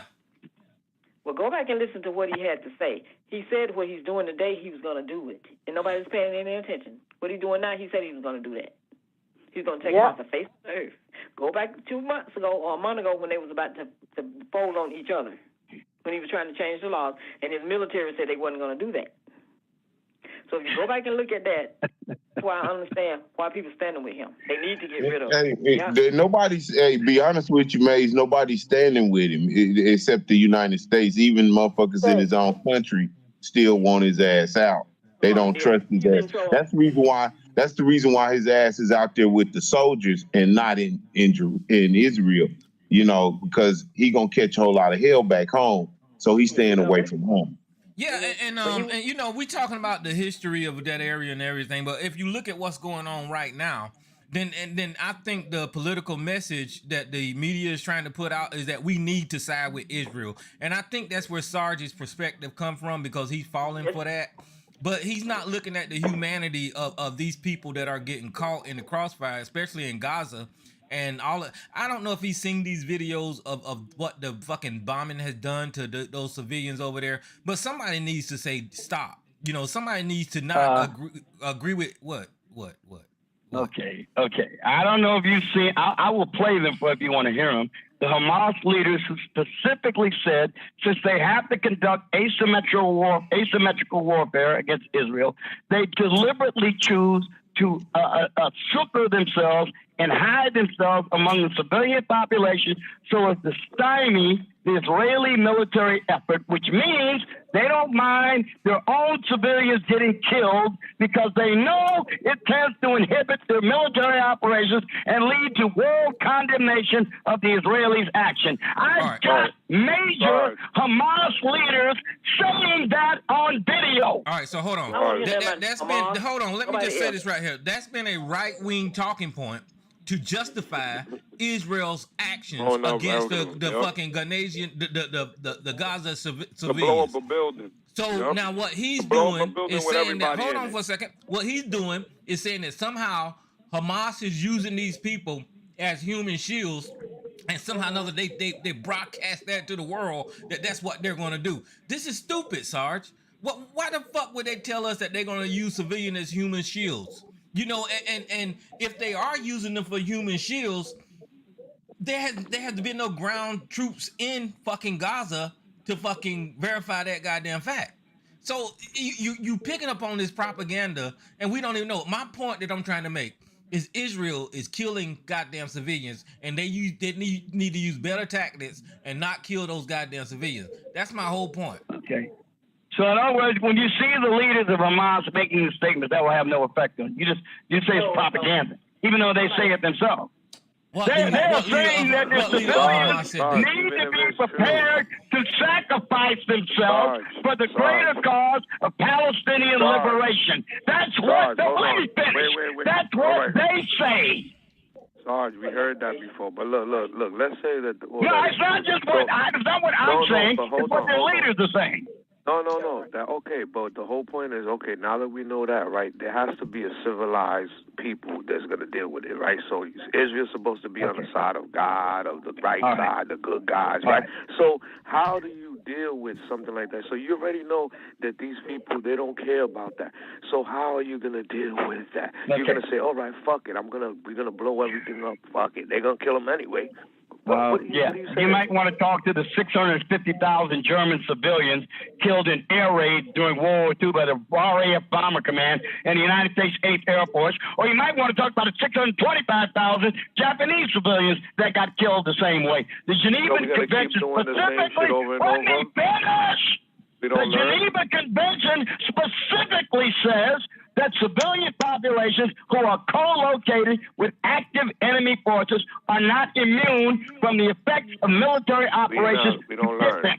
It specifically says that. And that Geneva Convention was negotiated after World War II. We don't learn. We have the fourth Geneva Convention. Hold on. You have now, wait a minute. Now let me finish. Would you let me finish? All right, now you're going to ask me Should the Israeli government be as careful as they can? Yes. Should they attempt to minimize civilian casualties?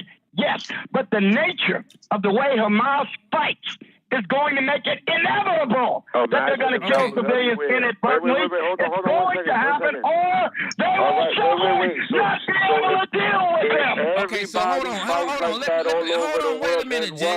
Listen, we need to do this better. We need to have like a back and forth, and instead of yelling over people, we need to kind of calm down, Sarge. And you're taking over the show by talking over people, so we just need to calm down. And we're gonna, we're not hanging up, so just calm down and let people talk. Now, I think was that you calling me, Elisa? I'm being interrupted in the middle of sentence. Shut up! Right in the middle of them. Shut up! I mean, I could have been finished without yelling. Fuck up! Go ahead, Elisa. Wait a minute. Repeat that. What the Geneva Convention said about civilians. Repeat that again, Sarge. Okay, the Fourth Geneva Convention, negotiated internationally after World War II, which, by the way, Hamas is not a signatory to, but nonetheless, Israel is, however, it says that civilian populations are not immune from the effects of military action when combatants are located amidst the civilian population and engaging the opposing forces from that position. It specifically says it. I'll give you the quote. Okay, so I'm just trying to get an understanding because I've never heard that before. So well, I know a lot of people haven't heard it. So they're saying that if civilians are caught up, or if the whoever it is, the enemy combatants, whatever you want to call them, are mixed in between. So in a sense, that what it's saying is,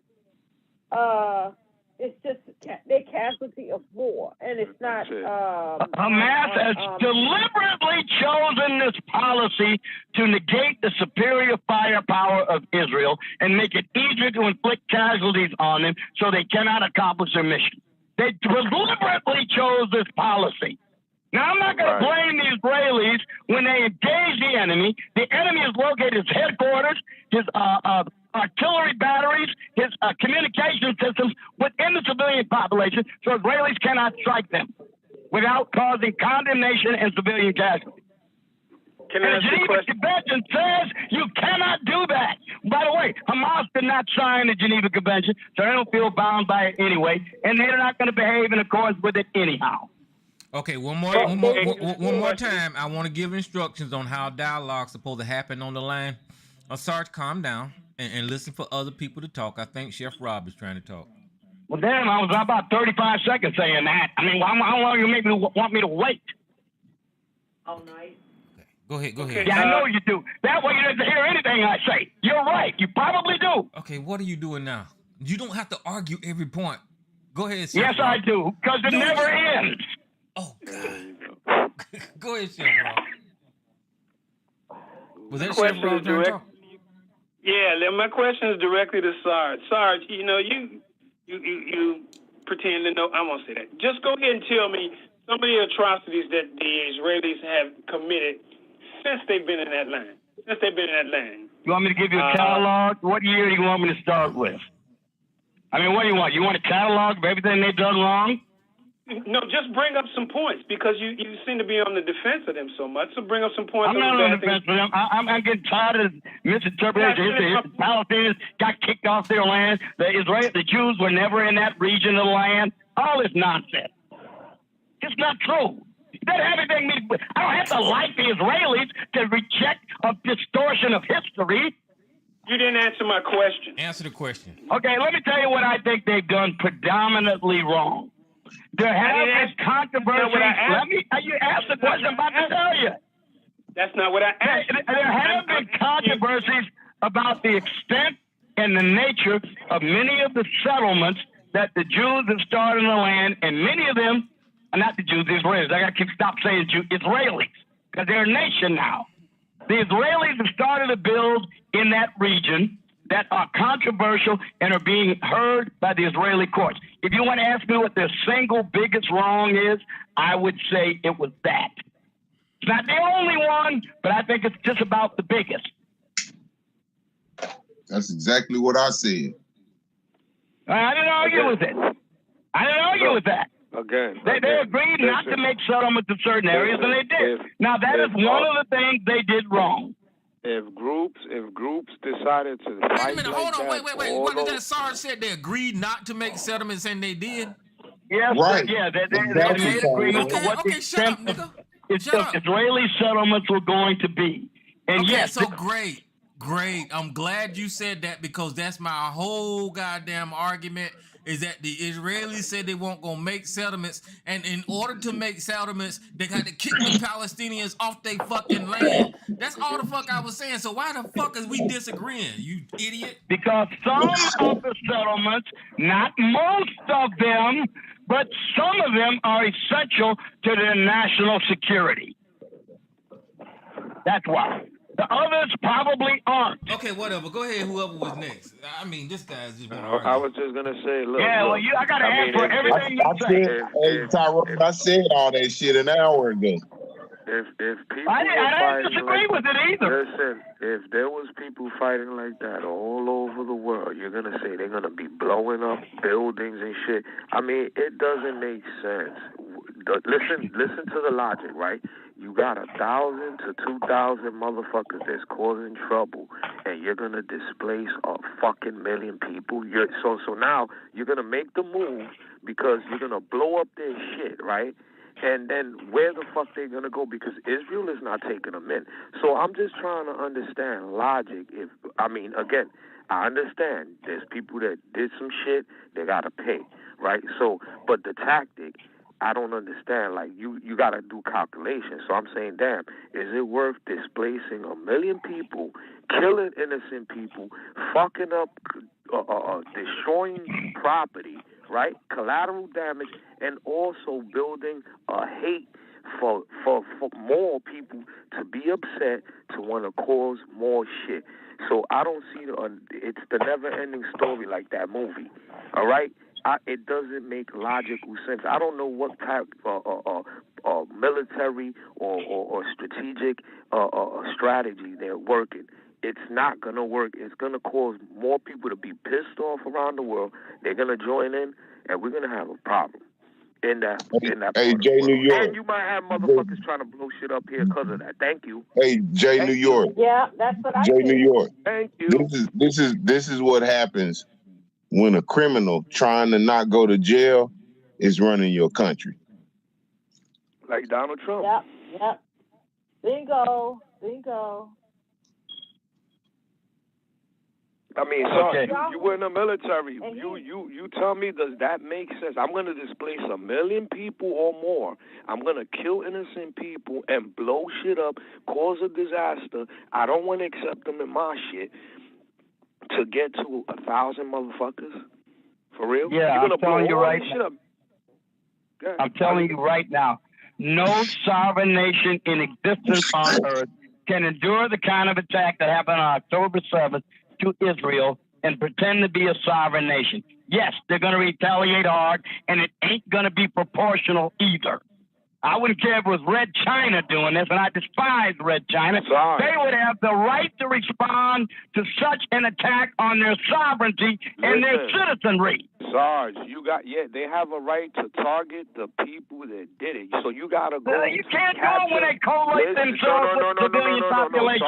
Sarge. We're dealing with the most fucking technological fucking country in the world. No, please, come on. That's over-exaggerated. They're giving surveillance, and they're fucking spying on everybody and got all the latest shit and cameras, right? But yet they can't fucking clean their own backyard. Listen. No, let me get straight then. Hold up. If they so fucking smart, then do your covert shit and get to those motherfuckers that did what they did. You don't gotta blow up the whole fucking building to get to 5 motherfuckers. That doesn't make strategic sense. No. This time they have decided that they're going to invade on the ground with ground troops. There is no way you're going to send in ground troops to a fortified area like that with an extensive tunnel system like they got in Gaza unless you soften the target area up first. It is a well-accepted military strategy. It's what they're doing. They are conducting warfare. They have declared war formally on Hamas. They have declared war. Now, they made a formal vote in their legislature to go to war against Hamas, and that's the way they're going to conduct it. And that means, yes, the civilian population is going to suffer, just as the German population suffered, and the population of Okinawa suffered, and the population of Saipan suffered, and the population of the Philippines suffered. That's exactly what's going to happen. It always happens in war. That's why you never want to go to war if you can avoid it. Sarge, but it doesn't make that means that you're insane. Well, you can say it doesn't till the cows come home, but that's the way it is. And I'm gonna tell you something. This is where I don't agree with Joe Biden. Joe Biden is kissing that ass. He's full of shit too when it comes to this. I agree. And again, I'm gonna be honest. He's 100% fucking wrong. Where he should shut his fucking mouth and do what the fuck he got to do with here and deal with the fucking Ukraine-Russia problem. We got a lot of fucking shit we got to deal with. Israel is they got a lot of fucking money, right? They run everything and they all over the fucking world. Then handle your fucking business. You don't need I don't think we need to give them a damn thing. They get enough money from us to run their own war. You don't need the United States and England and all these motherfuckers to get 2,000 motherfuckers. Well, I would agree with you. Now, on that, we agree. That doesn't make no fucking sense. Now, on that, we agree. Two fucking ships. On that, we agree. Fucking we crazy. agree. I agree with that too. We agree on that. I agree with that too. So I'm saying, though, that Israel, they declared war, and they have the right and the duty to conduct it in a warlike fashion and get it over with. They are in for a tough slog when people are fanatical, determined to die, and dug in. And that's what Hamas is. Even though it may be only a few thousand of them, they are dug into urban terrain, and there is no worse fight than a fight in urban terrain with a fanatical enemy. Sorry, but I'm going to tell you something. They're putting themselves in hot water. Why? Because these people, like you said, a lot of these motherfuckers that are doing whatever they're doing, they don't give a fuck. And what you're doing, you're radicalizing more people. So you think that you just people? Well, check this out, Jay. What about any young relative, whose family got killed while they blowing up shit over there in Gaza? It had nothing to do with anything. They were just sitting there. When you kill a fucking child, when you killed a kid that he was in the same building where these pieces of shit were launching, whatever the fuck they were doing. So you want to blow up the whole building because you mad? Cause rocking a hard place. Well, you're so frustrated because you don't know how to do fucking tactics to get into that fucking building. So you're gonna. They know how to do it. They don't want to spend the lives that are necessary to do it. They know how to do it. You think they want to? They want to fight like they did in Taylor or Okinawa? Are you serious? Well, listen, Sarge. I'm gonna tell you. My personal opinion is this is going to be Israel's Vietnam. I think so. Yeah, I agree with that. Well, here's the difference, though. Here's the difference. You got to remember, though, the North Vietnamese and Viet Cong suffered enormous casualties. They had 1.5 million dead by the time the American Vietnam War was over. But here's the difference with the Palestinians in Gaza. The Israelis can isolate the battlefield. The North Vietnamese had the Ho Chi Minh Trail, which the United States refused to cut. It ran through Cambodia, Laos, and North Vietnam, South Vietnam. And the United States refused to do what was necessary to cut the Ho Chi Minh Trail. They are going to cut Hamas off from resupply. That's why Hezbollah is making noises up there in the north to come into the fight, to prevent the Israelis from isolating the battlefield and preventing their Palestinian brothers from becoming resupplied. Now, if they cut the battlefield off, they are going to defeat them. They're going to wither them on the vine while they trip them through firepower. That's what they plan to do. And that's the difference between Vietnam and Gaza. Well, can I piggyback on something Jay said? I'm not sure what. Well, I think any president, probably any of our presidents, well, no, maybe with the exception of Jimmy Carter, we're president right now. But nonetheless, Joe Biden, if I had a brick I could have threw and hit him in his head for him to fall over when he said that we, America, it's just like, dude, he's put a target on all of our backs with that shit. Right. When it comes to these terrorists out here. He put a target on our back. Is it unconditionally and this and that? And you see all the protests that's going on around the world. Including New York. I don't know. I just extremely upset with Joe Biden. But then you have to ask, would any other president have done anything different? I don't know. I say no. I say no. I'll say no because of the strategic.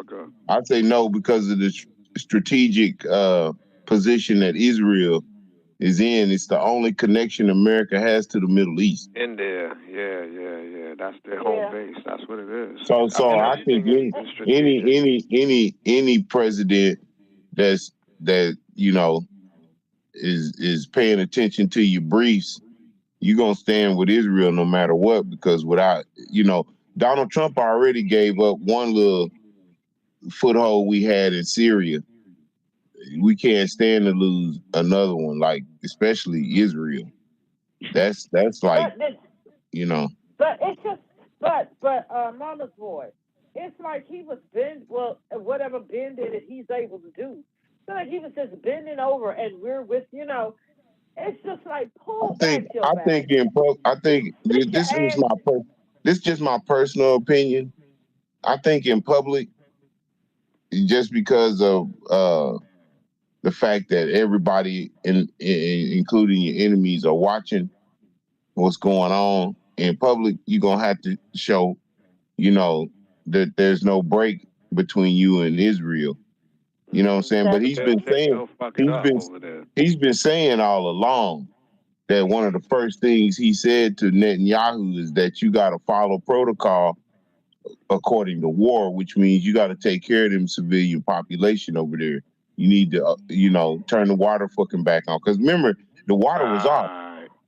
When Joe Biden made him cut the fucking water back on. Yeah, because he wasn't gonna cut the water back on. Joe Biden made him cut the water back on. But they need so I think I'm just going off what I'm seeing and what's reported. Yeah, that's true. I think Joe Biden is making it look good in public, no matter how stupid he looked to us. And behind the scenes, behind the scenes is probably what mattered the most. Because Israel hadn't went into Gaza yet. They haven't went in there yet. And you notice he got the cold shoulder when he went over there for just going to Israel in the first damn place. So he already knew he was in trouble. You see what I'm saying? So he knows. Go ahead.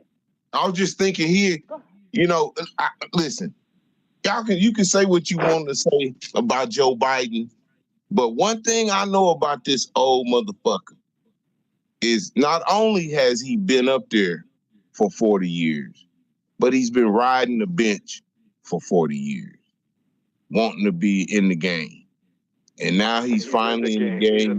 This motherfucker is not gonna fuck it up. I'm telling you. He's a smart motherfucking cracker. He wouldn't have been up there all them years if he wasn't smart. And it's that slow Joe. I'ma just say this. This is just something I've noticed. And Miss Lisa, I'm sorry, I'm just want to say this one part. That I watch Columbo. And that slow Joe shit, that I'm, dopey. Sometimes that's the Jedi mind trick on you, bitch ass. The whole time, motherfucker is calculating. I'm just saying. But you know what? I was thinking the same thing that you were before he went over there. That there's a whole bunch going on behind the scenes. Hopefully, that's kind of common sense that there's stuff going on behind the scenes. But Joe, he just looked pitiful. Like you said, he looked pitiful sitting up there. And it's just like, why don't y'all just go in the back room and slob one another down? The whole thing, it just looks pathetic. But that's when the mind But I'm gonna tell you, sis, I don't think Joe Biden respect Netanyahu. He been knowing him too long. You don't think so? Nah. I think if you really watch Joe Biden when he talks about Benjamin Netanyahu, he gets this kind of scowl on his face. but he makes it look like a smile. He Benjamin Netanyahu did something to Barack Obama, and Joe Biden remembers it. He don't like that motherfucker, but he know he got to play ball. This is some big time shit. You can't be having no personal issues going on right now. You know, you got to calmly get, especially if you're America. The last thing America needs is a war to jump off over there. Yeah, that's true. That's true. You know. Well, okay. Hey, Well, Yahoo is the extreme right wing, and he's trying to do like what he actually is doing Like like Trump did. Yeah, As like far as Trump. staying elected all this time, he's still in elections and all that kind of bullshit, ain't he? Yes, sir. Yes, sir. yeah, yep. And the people want him gone. But then this here pop off, so it's kind of hard to get your leader gone. Well, no, Britain got rid No, of they still want him gone. They still want him gone. They still want him gone. Britain got rid of Churchill right after World War II, kind of fast, and but he came back.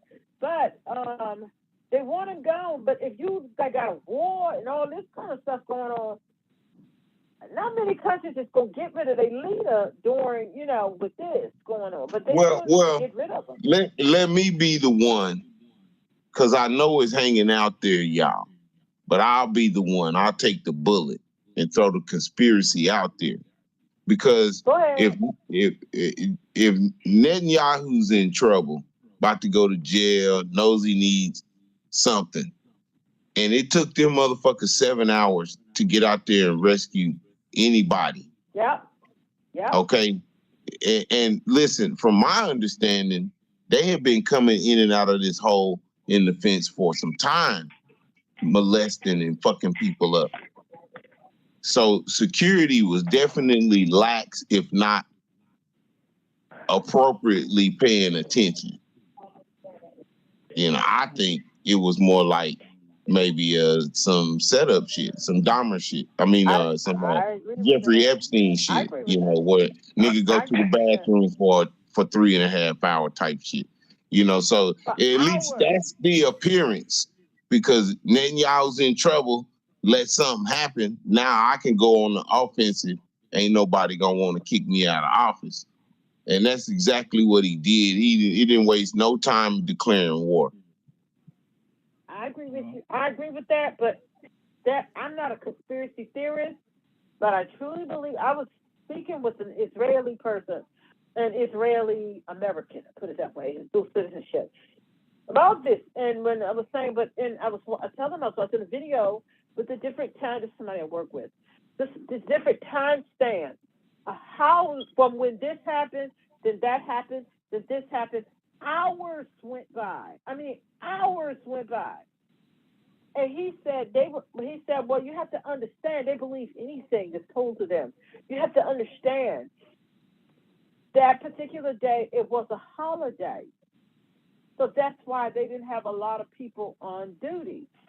And I said, dude, take the United States and it's Thanksgiving. And those are supposed to be protected. That sounds so stupid. Keeping up, they're stupid. I said, keeping up with intelligence, watching the borders, whatever they do for national security. And because it's Thanksgiving, they get lax. And I said, you know who makes they got caught the same way in Yom Kippur War in 1973. They did the same thing. Caught with their pants down in 1973.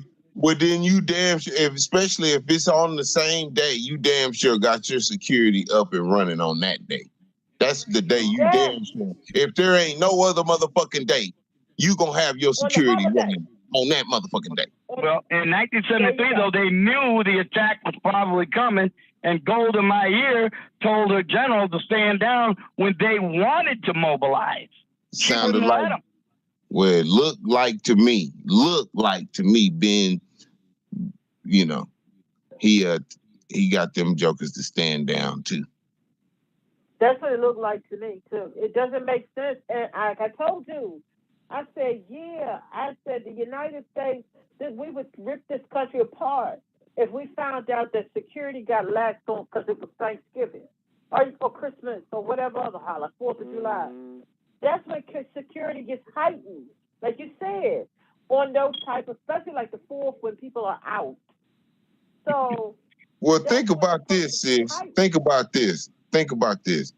If what Sarge is saying is true, why would you make the same mistake on the anniversary of the day that the shit happened?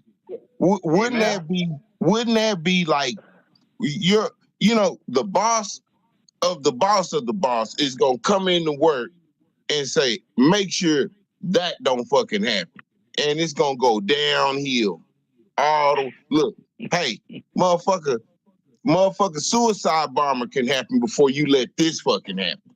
Okay? Yeah. But they let that happen. I don't know, it just looks funny to me. It looked funny to me. Because Netanyahu doesn't have a great feeling about his country. He doesn't like Israel because they prosecuting his bitch ass. He just like Trump. Trump don't like the U.S. You done lost your mind. You think he like his country. He think America sucks because they trying to put his ass in jail. Uh-huh. So if you don't think if you don't think Netanyahu has some sort of grievance against Israel, enough grievance to let something fucking happen to them, and you done lost your damn. You ain't thinking like the world. Well, ain't no doubt about it. I got to admit that does make me have second thoughts when I heard about the fact that it's on Yom Kippur was actually what had happened. Because during Yom Kippur, General David Elazar, who was chief of staff of the Israeli Armed Forces back then, recommended a full immediate mobilization of the IDF and a preemptive airstrike. He was overruled. He asked for partial call of reserves, but Golda Meir still wouldn't let Elazar take military action. She told the U.S. ambassador what was going on. She told him to pass the message on that the Arabs should be restrained, and she asked Henry Kissinger to do something about it to keep the Arabs, the Egyptians from attacking across the Suez Canal. And lo and behold, that's exactly what they did. So I don't know how Netanyahu would allow another situation like that to happen again. Well, let's look at a couple of facts. Let's look at a couple of facts. Egypt told Netanyahu twice that he needs to look at some shit's going on and is planning for the anniversary, Yom Kippur, right? And he did not a motherfucker, didn't even answer the phone. Well, that is funky. I gotta admit, that is funky. I will grant you that. Let us see what the fullness of time and digging into it, if there are really any real journalists left, to try to find out what the real story is, if there is another real story to be told. I think we deserve to know. It just looked funny to me. That's all I'm saying. It looked pretty. I'm not going to disagree with you. I am not going to disagree with you. That is just unaccountable, given the history of that region and what almost happened to them in 1973. They almost lost that war. Well, so if you give me a second, just let me say this to you. I know you ex-military and your common sense would tell you would always have your highest security at the border. You're gonna have, come on, man. You know what I'm saying? Unless you're Joe Biden, he don't believe in borders. But dog, come on, man. Okay, the same thing is not happening at that border. They not got commerce going on across there. Them foes cut a hole in the fucking wall. I know. They blew a hole in the fence, and they cut right to the wire. Where were they, though? Where were they? And listen. I have to. If I was in command, I would probably sound like a sergeant major, because my question would be, okay, look, I know about the hole in the fence, okay, but where the fuck was y'all at? That's all I need to know. Because many of their men weren't even armed. Because if you don't have their arms with them. I'm not done, Sarge, because I would be like, if these men don't have a proper answer, I'm gonna pull out the skill craft and finish them motherfuckers on the spot. They let it happen. Let it happen, Sarge. Well, because I'm not going to say that yet. you But definitely had a hole in your defense, and if I don't correct the problem, then I'm losing my motherfucking job. Oh fuck. well, I'm not going to say that they did, but I'm definitely not going to deny it either. I'm going to put that down to yet to be determined. And it does because, and the reason, definitely the reason I'm going to say that is because it just doesn't make any sound military or security sense from a nation like Israel that's surrounded by neighbors who want to exterminate them. That makes no sense at all. I agree. But you wait, man. Can I say this? Yeah, go ahead, sis. Sorry. If an hour went by, like say an hour went by and they were scrambling, they shouldn't have had to been in the position to be scrambling. But if an hour went by, but hours went by, and they had, I don't know what you call those big, it's not a bobcat, but those big bobcats breaking down walls and fences. Yeah, they had a damn one of them bulldozers. You come with a bulldozer. Hey, man. They were hanging on the bulldozer. They took an Israeli tank too, Sarge. How they got that Israeli tank? No, y'all. Look, Top attack drone took it out. Hold on. They had enough time. Drone took it out. Look, bro. Look. Listen to me, Jay New York. They had enough time to drive a Toyota truck, four people cab truck with a 50 cal on the bed of that motherfucker, and took over the police station with that bitch. They fucked up. That's how much time they had. That's and wait, and Sarge, you know, I don't know if you have a decent bone in your body, but we'll find out, because you'll hear the stories of the citizens that were once in the Israeli army and were retired, going and getting their guns, and they were overpowered. There were too many motherfucking people. Yeah, I heard. But also some of the others organized in the kibbutzim, organized themselves in resistance groups and inflicted serious casualties on a Yeah, but they just didn't have enough. They didn't have enough. There was no cavalry. That's true. Okay, I'm not denying any of this, and I'm saying, look, as far as I'm concerned, this is something that's yet to be explained. This complete intelligence screw up, and I'm not saying one way or the other right now. I'm prepared to be convinced either way. You give me enough evidence. Hey, sorry, I'm sorry. My grade on that shit is FUBAR. That's my grade on that shit. Listen, one of the things that we probably don't even realize is that they were so busy spying on us and other fucking countries instead of the fucking shit they needed to be worrying about. And I'm going to be honest with you, Sarge. If they would have straightened this shit out and stopped taking land and stopped trying to fucking push their shit through, right? They could have been fixed that. You got a fucking whole part of a country that's like a prison. That's a city that's a prison, Sarge. And one of the main issues was getting in and out of that damn place. And I'm going to tell you, those people that did what they did was fucked up and that was evil, but that was also built up anger and all type of shit that was suppressed that the fucking Israelis caused. Fuel that fire. But Jay New York, if you know that shit is on the other side of the fence, why you ain't got a goddamn guard dog? You're right. No. And this is the thing. You took the fucking land, right? Yeah, I know. You talking about the checkpoints there, Jay? Yeah, but look, and he just made a good point. Another thing is this. They fucking took that land from somebody. So what, they fell asleep and got fucking comfortable that they said, oh, we good, and shit is all good. Listen, they fell asleep, and again, you know, those innocent people got nothing to do with, got nothing. But the people that took the land knowing that they was, and sold that land to those people and brought those people in, they should be held accountable for what the fuck happened. I'm just saying, Sarge.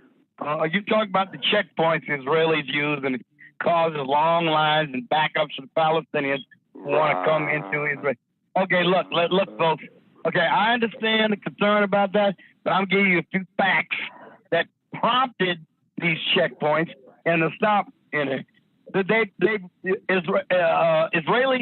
Hamas terrorists have repeatedly used ambulances to transport weapons, explosives, and enable the escape of terrorists. There are well-documented instances where they caught these people transporting RPGs, explosives, and terrorists into and out of Israel and Gaza in ambulances. I mean, dozens of such instances. They are well documented, and they're admitted to by international observers. It's always Hamas bad, Israel good. This motherfucker, the motherfucker, did Israel do anything wrong? What the fuck? See, that's what I mean. Hey, Tyrone, I got you. Instead of responding to what I say, Tyrone. Strawman me. Damn, y'all done brought up like 50 damn subjects, and it's always Hamas bad and Israel good. And I'm gonna explain to you. You just start narrating again. I'm gonna explain to you why it's that way. Nobody, nigga, damn. Go ahead, mama. But see, him trying to explain away this how they got in for all 4 to 7 hours before any show of force, government force, elite force, or whatever shows up. That's like being, a football team that's, man, you dominate at the running game, but your pass defense is so shitty. You can't drop back to pass not one bit because they let everybody and their grandma rush the motherfucking passer and do all this shit to these people and kill these kids and burn these fucking, communities down and all this old shit. They had enough time to do the shit, and some take motherfuckers back home. But I'm sorry, bro. I'm sorry. I'm shooting that guard dog when I get home. That first fucking thing I'm doing. Well, that nigga getting shot in front of everybody.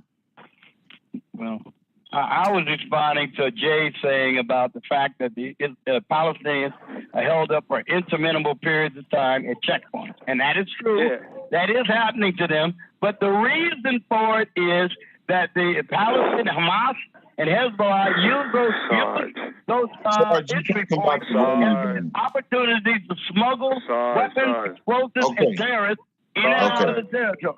Your running game is nice. Your running game is nice, nigga. What's wrong with your pass defense, bro? Your running game is nice. What you just described is their running game is nice, but they pass defense, right, shows obviously that there's some holes in it, right? No. Look, this is not a good situation on either side. I'm not really taking a side for either one. I don't want the United States involved in any ground war there. I don't want to send any troops. I don't even want to send any aid. If the Israelis want to buy weapons from us, I say let them buy it and pay for it with the money they get. They get almost $3 billion a year from us due to the Camp David Accord treatment. That ought to be enough so they can buy artillery, ammunition, whatever else they need from the United States. We don't need to give them any more money. It's capable of handling it themselves. Listen. You try to throw in that they bringing in guns to ambulances, Sarge. Okay, they're bringing in drugs to the fucking border of the United States all the time. But my question is, we're supposed to be stopping that, ain't we? Right? Why aren't we? Sarge. Too many people want drugs. Like the Israelis in that respect. Sarge. Too many people want drugs. Listen. It's one thing when a human being is walking through a checkpoint versus coming in through an ambulance or a person that's coming through a car where they have checkpoints with radars and all type of shit, scanners, X-rays, and etc. It doesn't have to be that much. You know what it is? They give them hell because they're fucking investigating them and doing all type of background shit. And then also you have those fucking Israeli soldiers that are biased and hate these motherfuckers that's there in the border and saying, well, you know what? We're going to give them a hard time. Because you know how it is, Sarge. Don't play that shit. No, they say the same thing about the police here in this country, don't they? The exact same thing. That doesn't mean that the police still don't have an obligation to do their duty. They're supposed to do it the right way. Same thing Well, with Israel and the obviously, checkpoint. you know what, Sarge?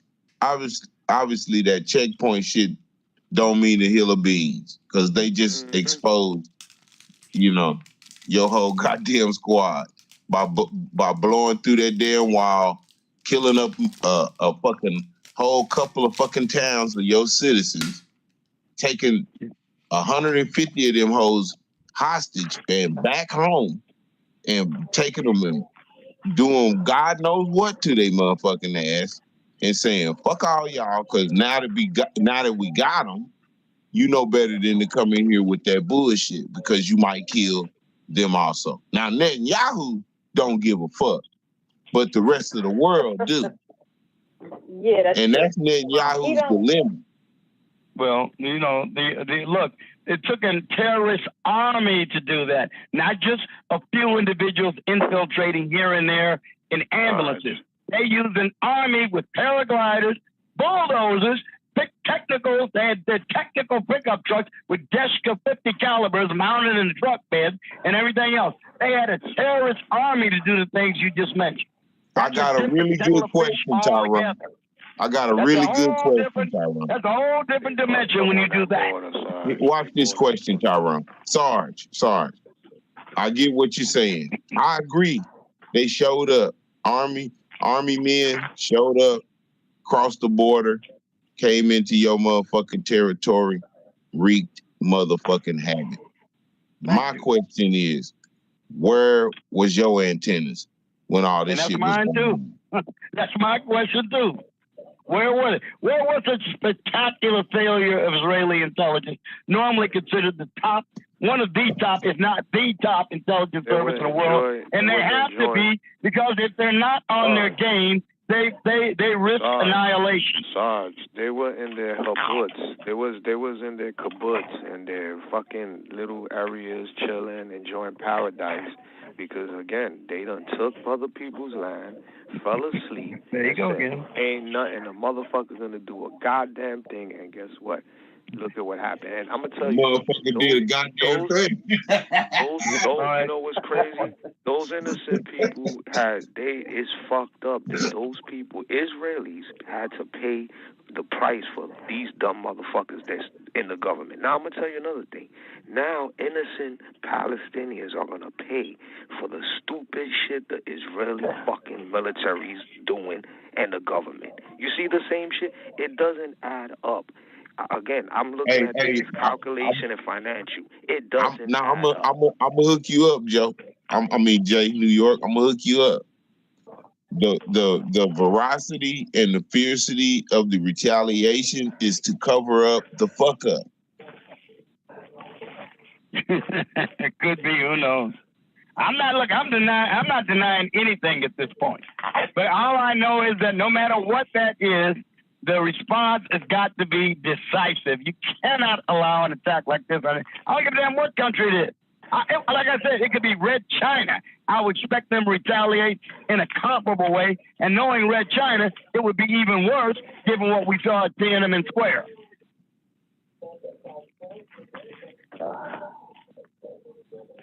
But you know what? I don't think we're gonna ever find out the truth behind their, what did they call it? Their security failure, a security breach. The lapse, yeah.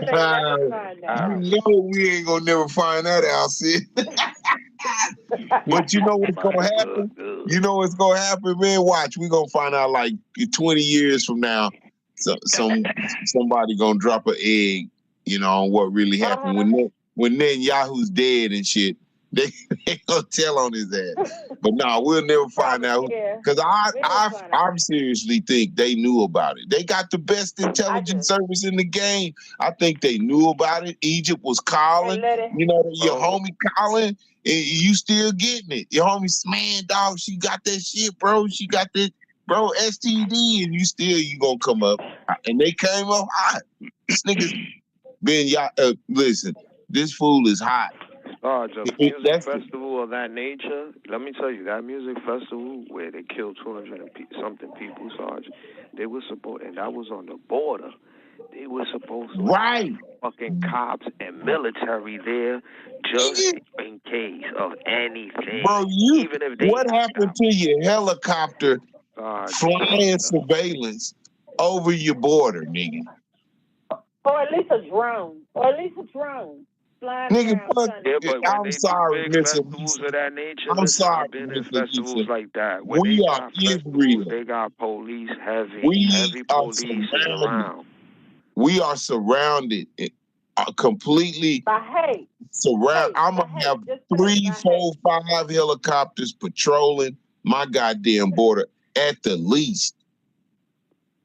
Especially on the anniversary. Now, I don't believe anything Hamas has to say, but one of their spokespeople had put out that they said that they were surprised that how easy it was. Well, the rest of the world is thinking the same thing. I don't believe Hamas. I don't believe nothing that come out of those terrorists' mouths, but I believe that. They had enough time. They had enough time to build a kibbutz. Yes, they did. And terrorize that motherfucker. Put people kaput. The people testified. Some of those They did some more dumb testified shit, bro. That when they broke into their houses and they held them hostage, like some of the people who didn't get killed but were held hostage, one woman said she even fixed them some food to eat. Well, goddamn, how much time did they hang around there? The whole thing just said she fixed them food. Hey, sis, she hung. Listen, this is how long they hung around there. They hung around there so long that the guys who kidnapped them they were upstairs with them, eating, socializing when the motherfucking boys showed up. Yes. We never go from. No, I think if we will, not us. But I think the truth will finally come out. Maybe if we're all still alive 50 years from now, I'm not saying maybe 30 years from now, we might, somebody, like a lot of things that we have, just like the whole thing that went on with Carter, and President Carter and the hostages with, who was Ronald Reagan and them, and how that whole mess that they did to hold them, that came out. And look how long ago that was. Look how long ago that was that information came out. So I give it about 30 years, the information, no, 40 years, the information might come out if we're still alive. Because if we're still alive. I'm telling you, Netanyahu crooked as a jaybird. Yep. He's trying to rob his own country. There you go. He's like Donald Trump, like you said. Donald Trump was trying to rob his own country. He's still trying, bro. He's still trying to win. He's still trying to win the presidency to avoid prosecution. Oh, hold on. Before we get, I don't know if y'all. Well, he failed in that one, didn't he? Hold on, Sarge. I know that this because Israel and the Palestine stuff, Gaza Strip, but we gotta acknowledge your girl Sidney Powell, Sarge. Today we gotta give she pled to a misdemeanor, sir. Not any of the RICO accusations. It was a misdemeanor. Sarge, she made a deal. They dropped a lot of that. She made a deal. They dropped everything against her except a misdemeanor. It won't even affect her law license. She made a big ass deal, bro. She made a big deal. She made a deal, Sarge. Let's not go over that, Sarge. Well, what deal did she make? Why don't you tell me what the deal is? She pled guilty to what? Listen, okay, you say you know what the deal is. So what deal is you at? Whatever she was charged with, Sarge, she said, "I'm guilty." She took the fucking plea. And listen, no. She did not plead guilty to any of the RICO indictments. None of them. Sarge, she didn't plead guilty to any of them. They dropped it, Sarge. That's why. Don't play games with us. We're not that. Listen, I'm not that. She pled guilty to conspiracy to commit interference in election duties. That's a misdemeanor. That's why not one of the RICO charges was sustained. Sarge, that's why they dropped the RICO charges. No, you gotta see, Sarge. You gotta pin down, sister and brother. You gotta pin Sarge down. You gotta inform him. Come on, give it to me. I'm ready. Hang on, I got a computer acting up, so I'm trying to do two things at once. I think I got it this time, though. Yeah, you might have to tell him exactly what happened because well, I check think this out, Sarge. he's clouded right now. See, if you go back and you watch the sister, talk to Miss Powell, and she also agreed to testify. Where's that on audio? the state. Tyrone, bring that audio out. Hold on for a minute. I got the audio right here. Hold on. Bring that audio, brother. Thank you. All right, Make it clear. guys, hold on. Before you put it on, hold on. Let me say this right here. Listen, it's a shame that we get bad legal advice from Sergeant. He used to be a police officer. Because whenever you plead to something, the original charge still stands. You're actually exchanging your plea for a concession from the court. So she's going to testify to tell the truth, even though she was charged with the original RICO shit. But go ahead, Jay. Yeah, which she did not plead guilty to. So she's not guilty of any of that. We'll let Jay talk. I know you got Tyrone law and the real law, but the real law says she ain't guilty of any of the RICO predicates. Man, play that real law, Tyrone. Okay, listen, hold on for 1 second, Jay. Listen. Let me get this to y'all. A plea. What is a plea deal meaning? Many successful criminal prosecutions in the United States end not with jury trials, but with plea bargains. A plea bargain is an agreement. Oh yeah, between I don't know that. Okay, shut the fuck up. A plea bargain is an agreement between the defendant and the prosecutor in which the defendant agreed to plead guilty to some or all of the charges against them in exchange for concessions. So what she did was plead guilty to some or all the charges in exchange for some concessions, which means she's going to testify against her fucking co-conspirators in exchange for some concessions. But go ahead, Jay, or whoever that was trying to talk. What I wanted to say was, you have to bring the audio, Tyrone, because Sarge has a problem with, understanding, or he says that people are saying this and that. So let the woman speak for herself that was in the court today, if you can, and let that audio play. And the sister that made sure she read out the charges said, you are agreeing to this.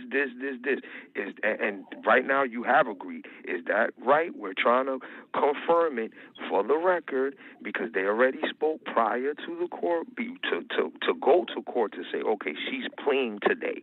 And then she had to plead prior to getting in front of the judge and the cameras and all that. They agreed, and they said, okay, now we got to go in front of the judge in the courtroom, and we got to confirm, reconfirm, and restate all this for the record. I don't know if I got that audio. Let me play what I got. Hold on. Yeah, find that audio. Hold on. And you've heard all the rights that the state has gone through that you would waive by going forward with this plea. Do you still wish to waive those rights? Wait a minute. I got that one. Hold on. Who is that? Here, I got That's me. Here. All right, Ms. Powell, I just have a few questions for you. Do you understand the nature of the charges that have been reaccused and that you would be pleading guilty to today? I do, sir. And you've heard all the rights that the state has gone through that you would waive by going forward with this plea. Do you still wish to waive those rights? I do. And are you pleading guilty today because you agree that there is a sufficient factual basis, that there are enough facts that support this plea of guilty? I do. Mr. Rafferty, are you satisfied your client is competent in understanding that the plea is voluntary and that there is a sufficient factual basis for entering this plea? Yes, Your Honor. I agree and find that there is a sufficient factual basis, and I find this plea of guilty to be knowingly, voluntarily, and intelligently entered.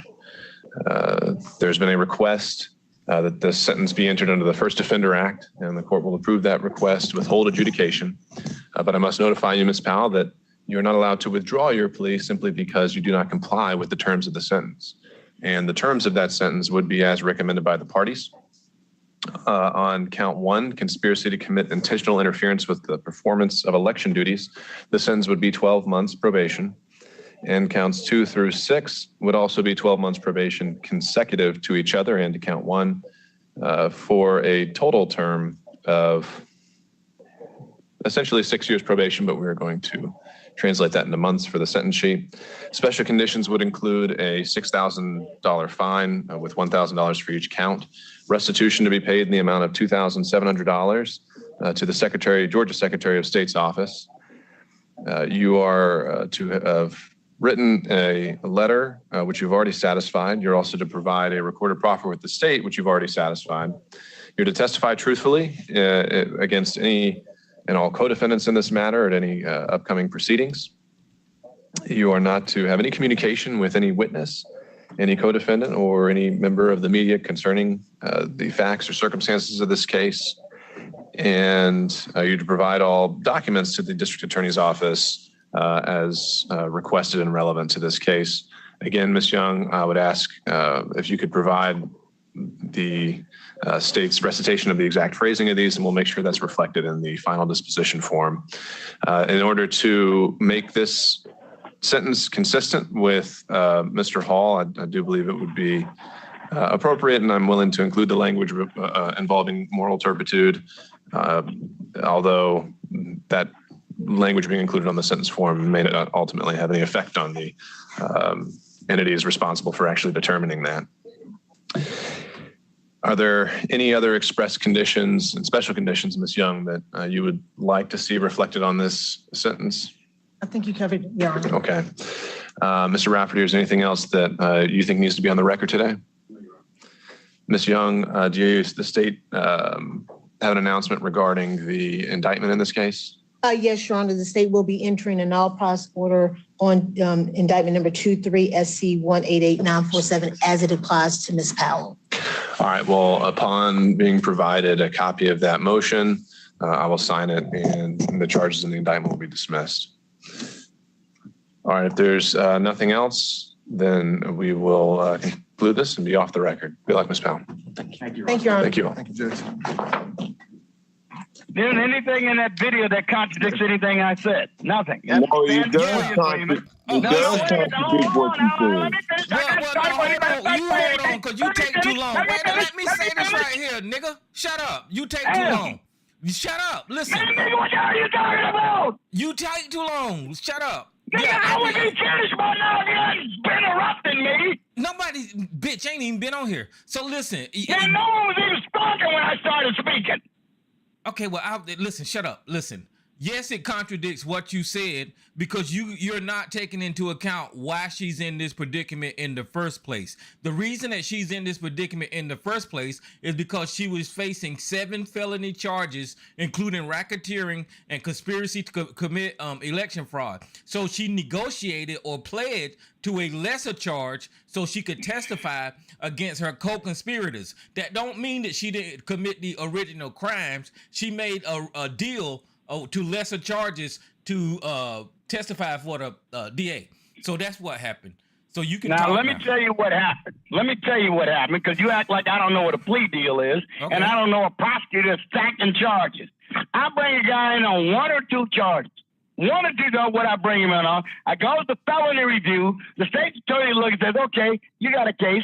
And then the state's attorney finds other charges they can stack on top of the charges I got them for. And by the time he gets to the court, my 2 charges turn into 8. And guess what? In order to ensure that this 3-time loser don't get convicted, that motherfucker will plead. Now, let me tell you what it was. Remember, the Trump campaign fired this woman on the 22nd of November, 2022. She got fired by the 2020 rather, on the 22nd of November, 2020. They fired her. They didn't even hire her to work for them. Oh, come on. But when she glommed her way into the case, they made sure she got dismissed from the case long before she was ever charged. So she wasn't working for Trump. Now, what they're trying to do is they are stacking these charges on her because they know she'll go bankrupt trying to defend herself against them. That's why she decided to accept this plea. I know the score. I've been there. I didn't see it all with the time with the arrest that I made. Okay, so the arrest that I made personally. Okay, so listen, here's what happened. Sarge, please don't cut me off. Sidney Powell know that she committed these crimes, these felonies, and she was wrapped up with like 18 more people in the RICO charges. Fannie Willis got the fucking goods on all of these people. Sidney Powell knew that. So she and that other guy, Cheeseborough, wanted to have their cases ahead of all the other defendants, co-defendants, right? So her Her case was tomorrow, and his case is tomorrow. But before tomorrow came, Sidney Powell said, hey, this woman is serious, and she's getting ready to charge me with these 7 felonies and this RICO, so I'm going to take a plea. Because Sidney Powell knew she's guilty as fuck. So that's why she flipped on Donald Trump and is going to testify against him now. And she's got to testify truthfully, because if she don't, they're going to go back to original fucking 7 charges because they still on the goddamn table. The RICO is conspiracy to commit fraud. See, this is why I don't want you to damn talk when I'm talking. The original fucking 7 felonies is still on the table, guys. Sarge is talking about these misdemeanors is the only thing that exists. No, if she lies in her testimony, if she perjures herself, the original fucking felonies is gonna come back into goddamn play, and she gonna get charged with the original count. So she got to hold up her end of the bargain here. That's why it's called a fucking plea. So Sarge is acting like the misdemeanors is the only thing, and somebody stacked some fucking charges. No, Trump and all of his campaign, including this dumb bitch, they broke the fucking law. So that's what happened. Yeah, like I said, man. You don't follow the rules. It is an attempt to stack charges. The only charges she pled to were misdemeanors. Now, Okay, so I let me ask know the you rest this. of the story because Let me ask I've you this. seen it before. Let me tell you again, Tyrone. Sarge, have seen this before. I know what they do. So let me ask you this. So don't sit over and tell me like you're talking to some naive pup who don't know what fucking time it is. Okay, so let me ask you a question. Let me ask you a question. I know what they're doing with Sidney Powell. Shut up. Let me ask you a question. Listen, what will happen to Sidney Powell if she go perjure herself now? If she purges herself, yeah, she's gonna be in trouble. She better not purge herself. She don't have to purge herself. All she got to do is tell the truth that she knows. Listen, what will happen to her with this plea deal? You the fucking cop. What will happen to I just said she is subject to prosecution for the charges that were dismissed. That's what I just said. Which means the original charges is the crime that she fucking So committed. then it behooves her not to lie, then doesn't it? Let her tell the truth. You just said it what I will said. not convict Donald Trump. If she tells the truth, it will not convict Donald Trump. Okay, no. See, you're deflecting. What I'm trying to tell you is... You believe it, Will. I don't. Sarge, I cannot talk while you talk, nigga. You came on here saying that Sidney Powell only got misdemeanors. No, Sidney Powell don't only. Sidney Powell have 7 fucking felonies, including fucking RICO Act, and she pled to this deal so the DA could get her to testify for her co-conspirators. Now, if she go to fucking court and lie, or if she break any other goddamn terms, just like that fucking judge just said, the fucking original charges is back into play, which means that's what she was fucking guilty of. That's what she got indicted on, is the fucking felony, Sarge. God damn, what the hell is wrong with you? And you a fucking cop. Say it again. She pled guilty to misdemeanors, Tyrone. And it does not, it behooves her not to perjure herself when she testifies. She has to tell the truth when she's asked questions on the stand. So I agree with you there. But let me tell you one thing. One thing that motherfucker Willis had better not do, she better not suborn perjury from Sidney Powell. That's what your ass had better not do. Fucking lie. What the fuck? Well, and Bonnie Willis had better not suborn perjury either. Well, she better not lie. But Sidney Powell, listen. Well, I don't trust her ass. You do. You trust the stooge of Fulton County to do the right thing. I don't trust her a bit. You're a stooge. You believe in this stooge. I don't. Let's get this fact straight. Sidney Powell was Donald Trump's a fucking attorney. Let's get that fact straight. So no, she wasn't. No, she wasn't.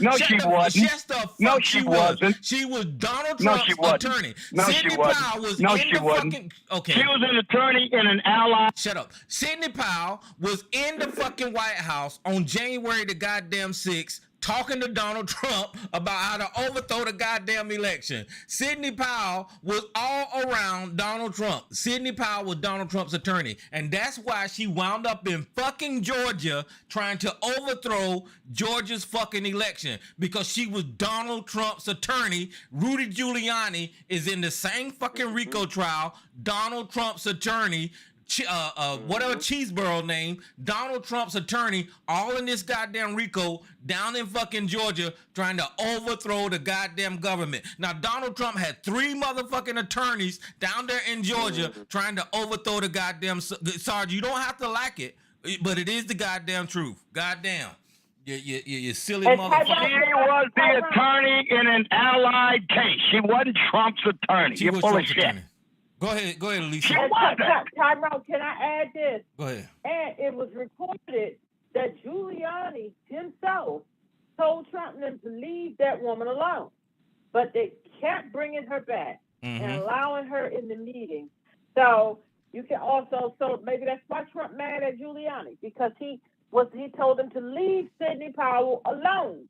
But every time he looked up, she was back.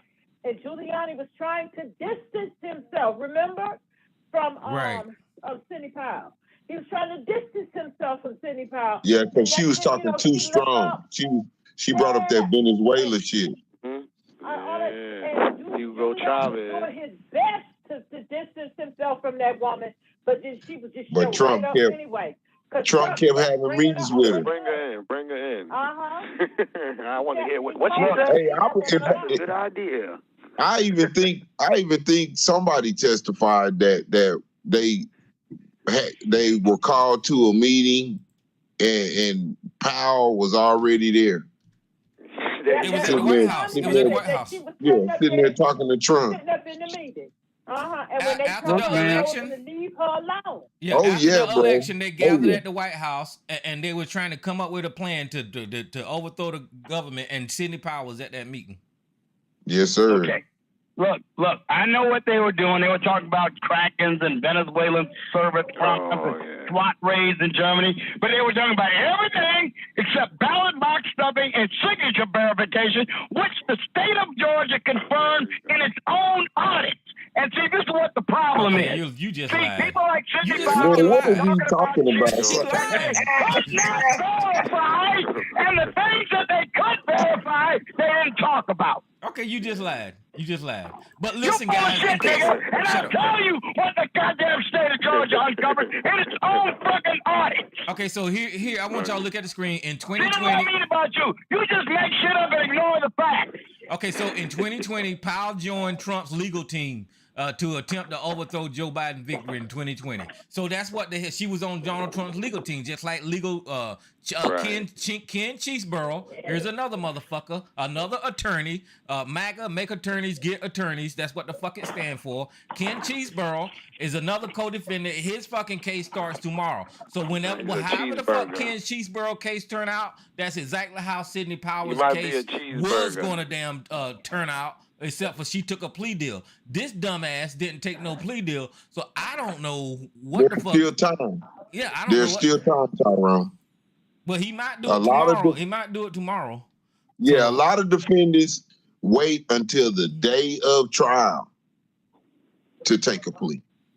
Well, if he takes a plea, yeah, so you got Rudy Giuliani and all of them going to be doing RICO together. It was only Powell and Cheeseboro that tried to have their case speedy trial. Right, everybody else is still tied together. But they were smart. I think Powell and Cheeseboro was smart, right? Because they didn't want to fucking be in that. You want to know group. something, Tyrone? I think Sidney Powell thought she was gonna catch that sister slipping by asking for the speedy trial. And once she found out that sister was ready for her, she played out. Yeah, that's what they think. They think that's a dumb black woman that's down there. Who's this unknown caller here? Hello, I just opened your line. Who is this?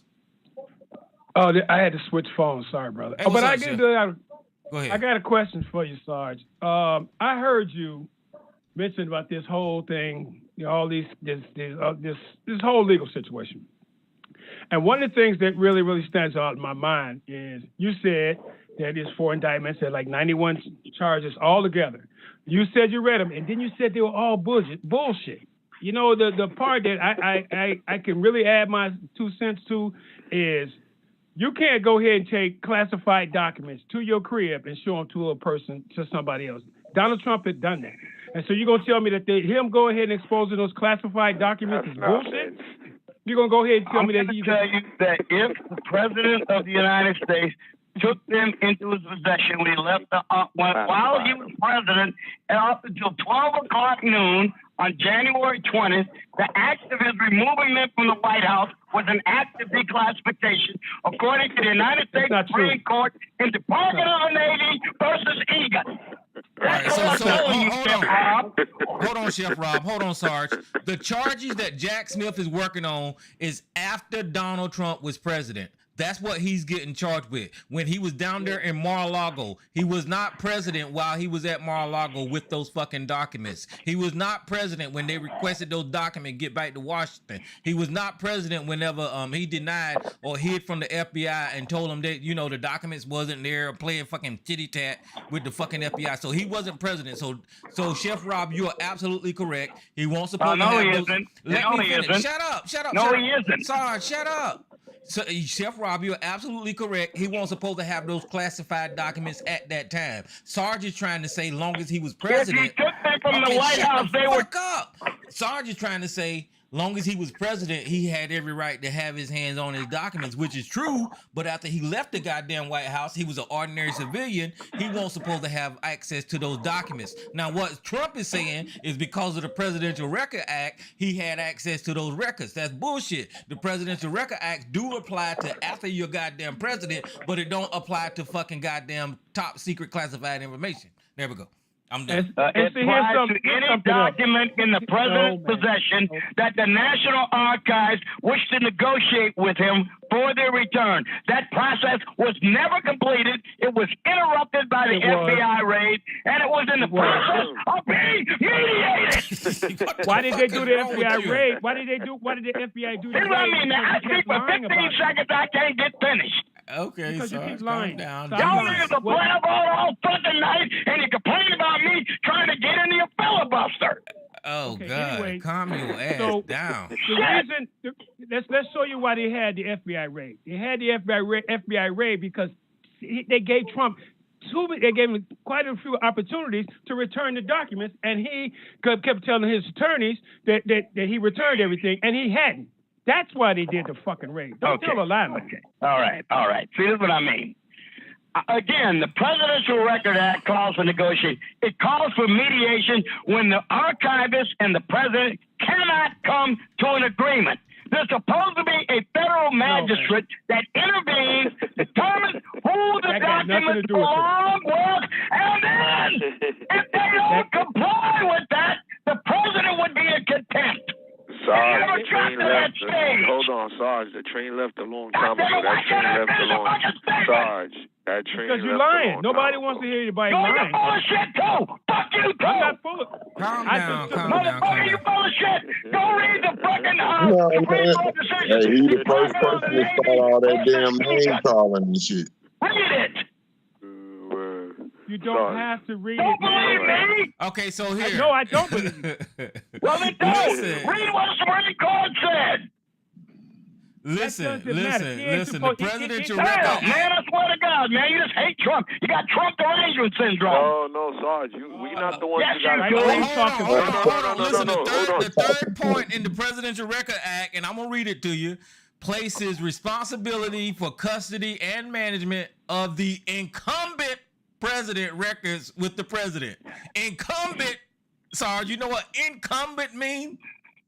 Also deal with that word in custody. Do you understand that, Sarge? I'm going to say it again. The custody is a mediated process. It's in the goddamn act. Okay, what does incumbent mean? Will you read from the fucking records? That stuff, make up your own interpretation. Read the goddamn thing. I got it on the screen. Okay, I'm going to get the president. I'm going to read you the part about the mediation and the determination by a federal magistrate. Okay, so that's hold on. I just read y'all the president would be obligated to turn the records over once that process was completed.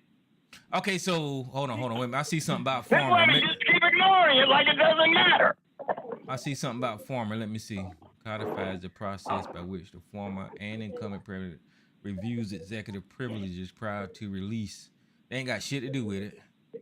Which is formerly known. Yeah, I know. You can't read. That's why you say it doesn't have anything to do with it. But listen, the next point, it says you can't even read. Oh, Jesus Christ.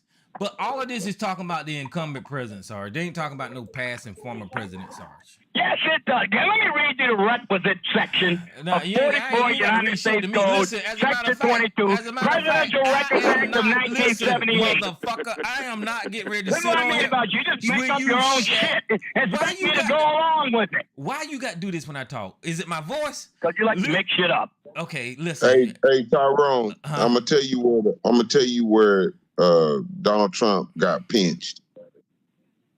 Traditionally, when an American president has completed his term and has been, done with his term, they still keep their top secret clearance. They still sometimes sit in on briefings and shit like that. But that's all up to the president.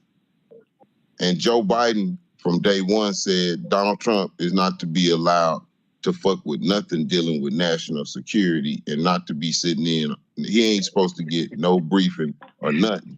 And that's what fucked him up. The minute Joe Biden said he ain't to be allowed, now all that damn paperwork that he done stole, the Presidential Records Act, the curator wants his shit because it belongs to the government, and you can't keep it because Joe Biden said you ain't got no business with no top secret shit.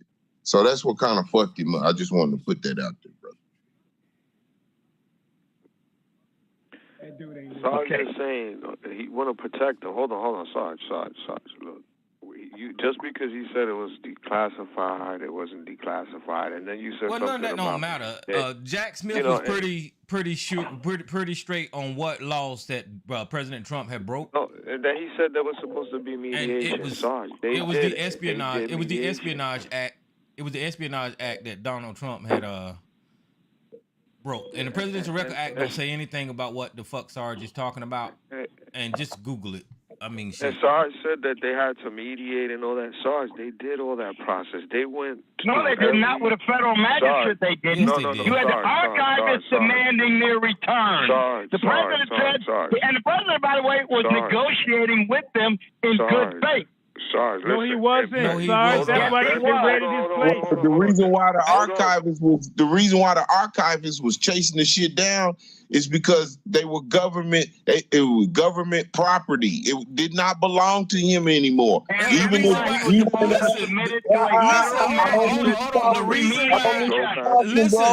The reason why they forcefully took it is because he wasn't negotiating shit.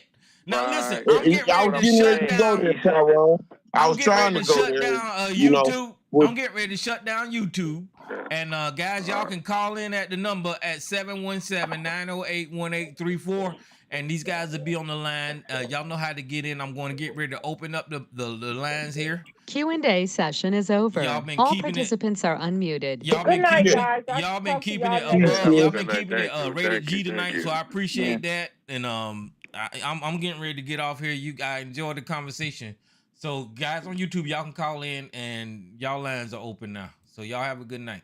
Again, if they went through every procedure, peace. And thank you.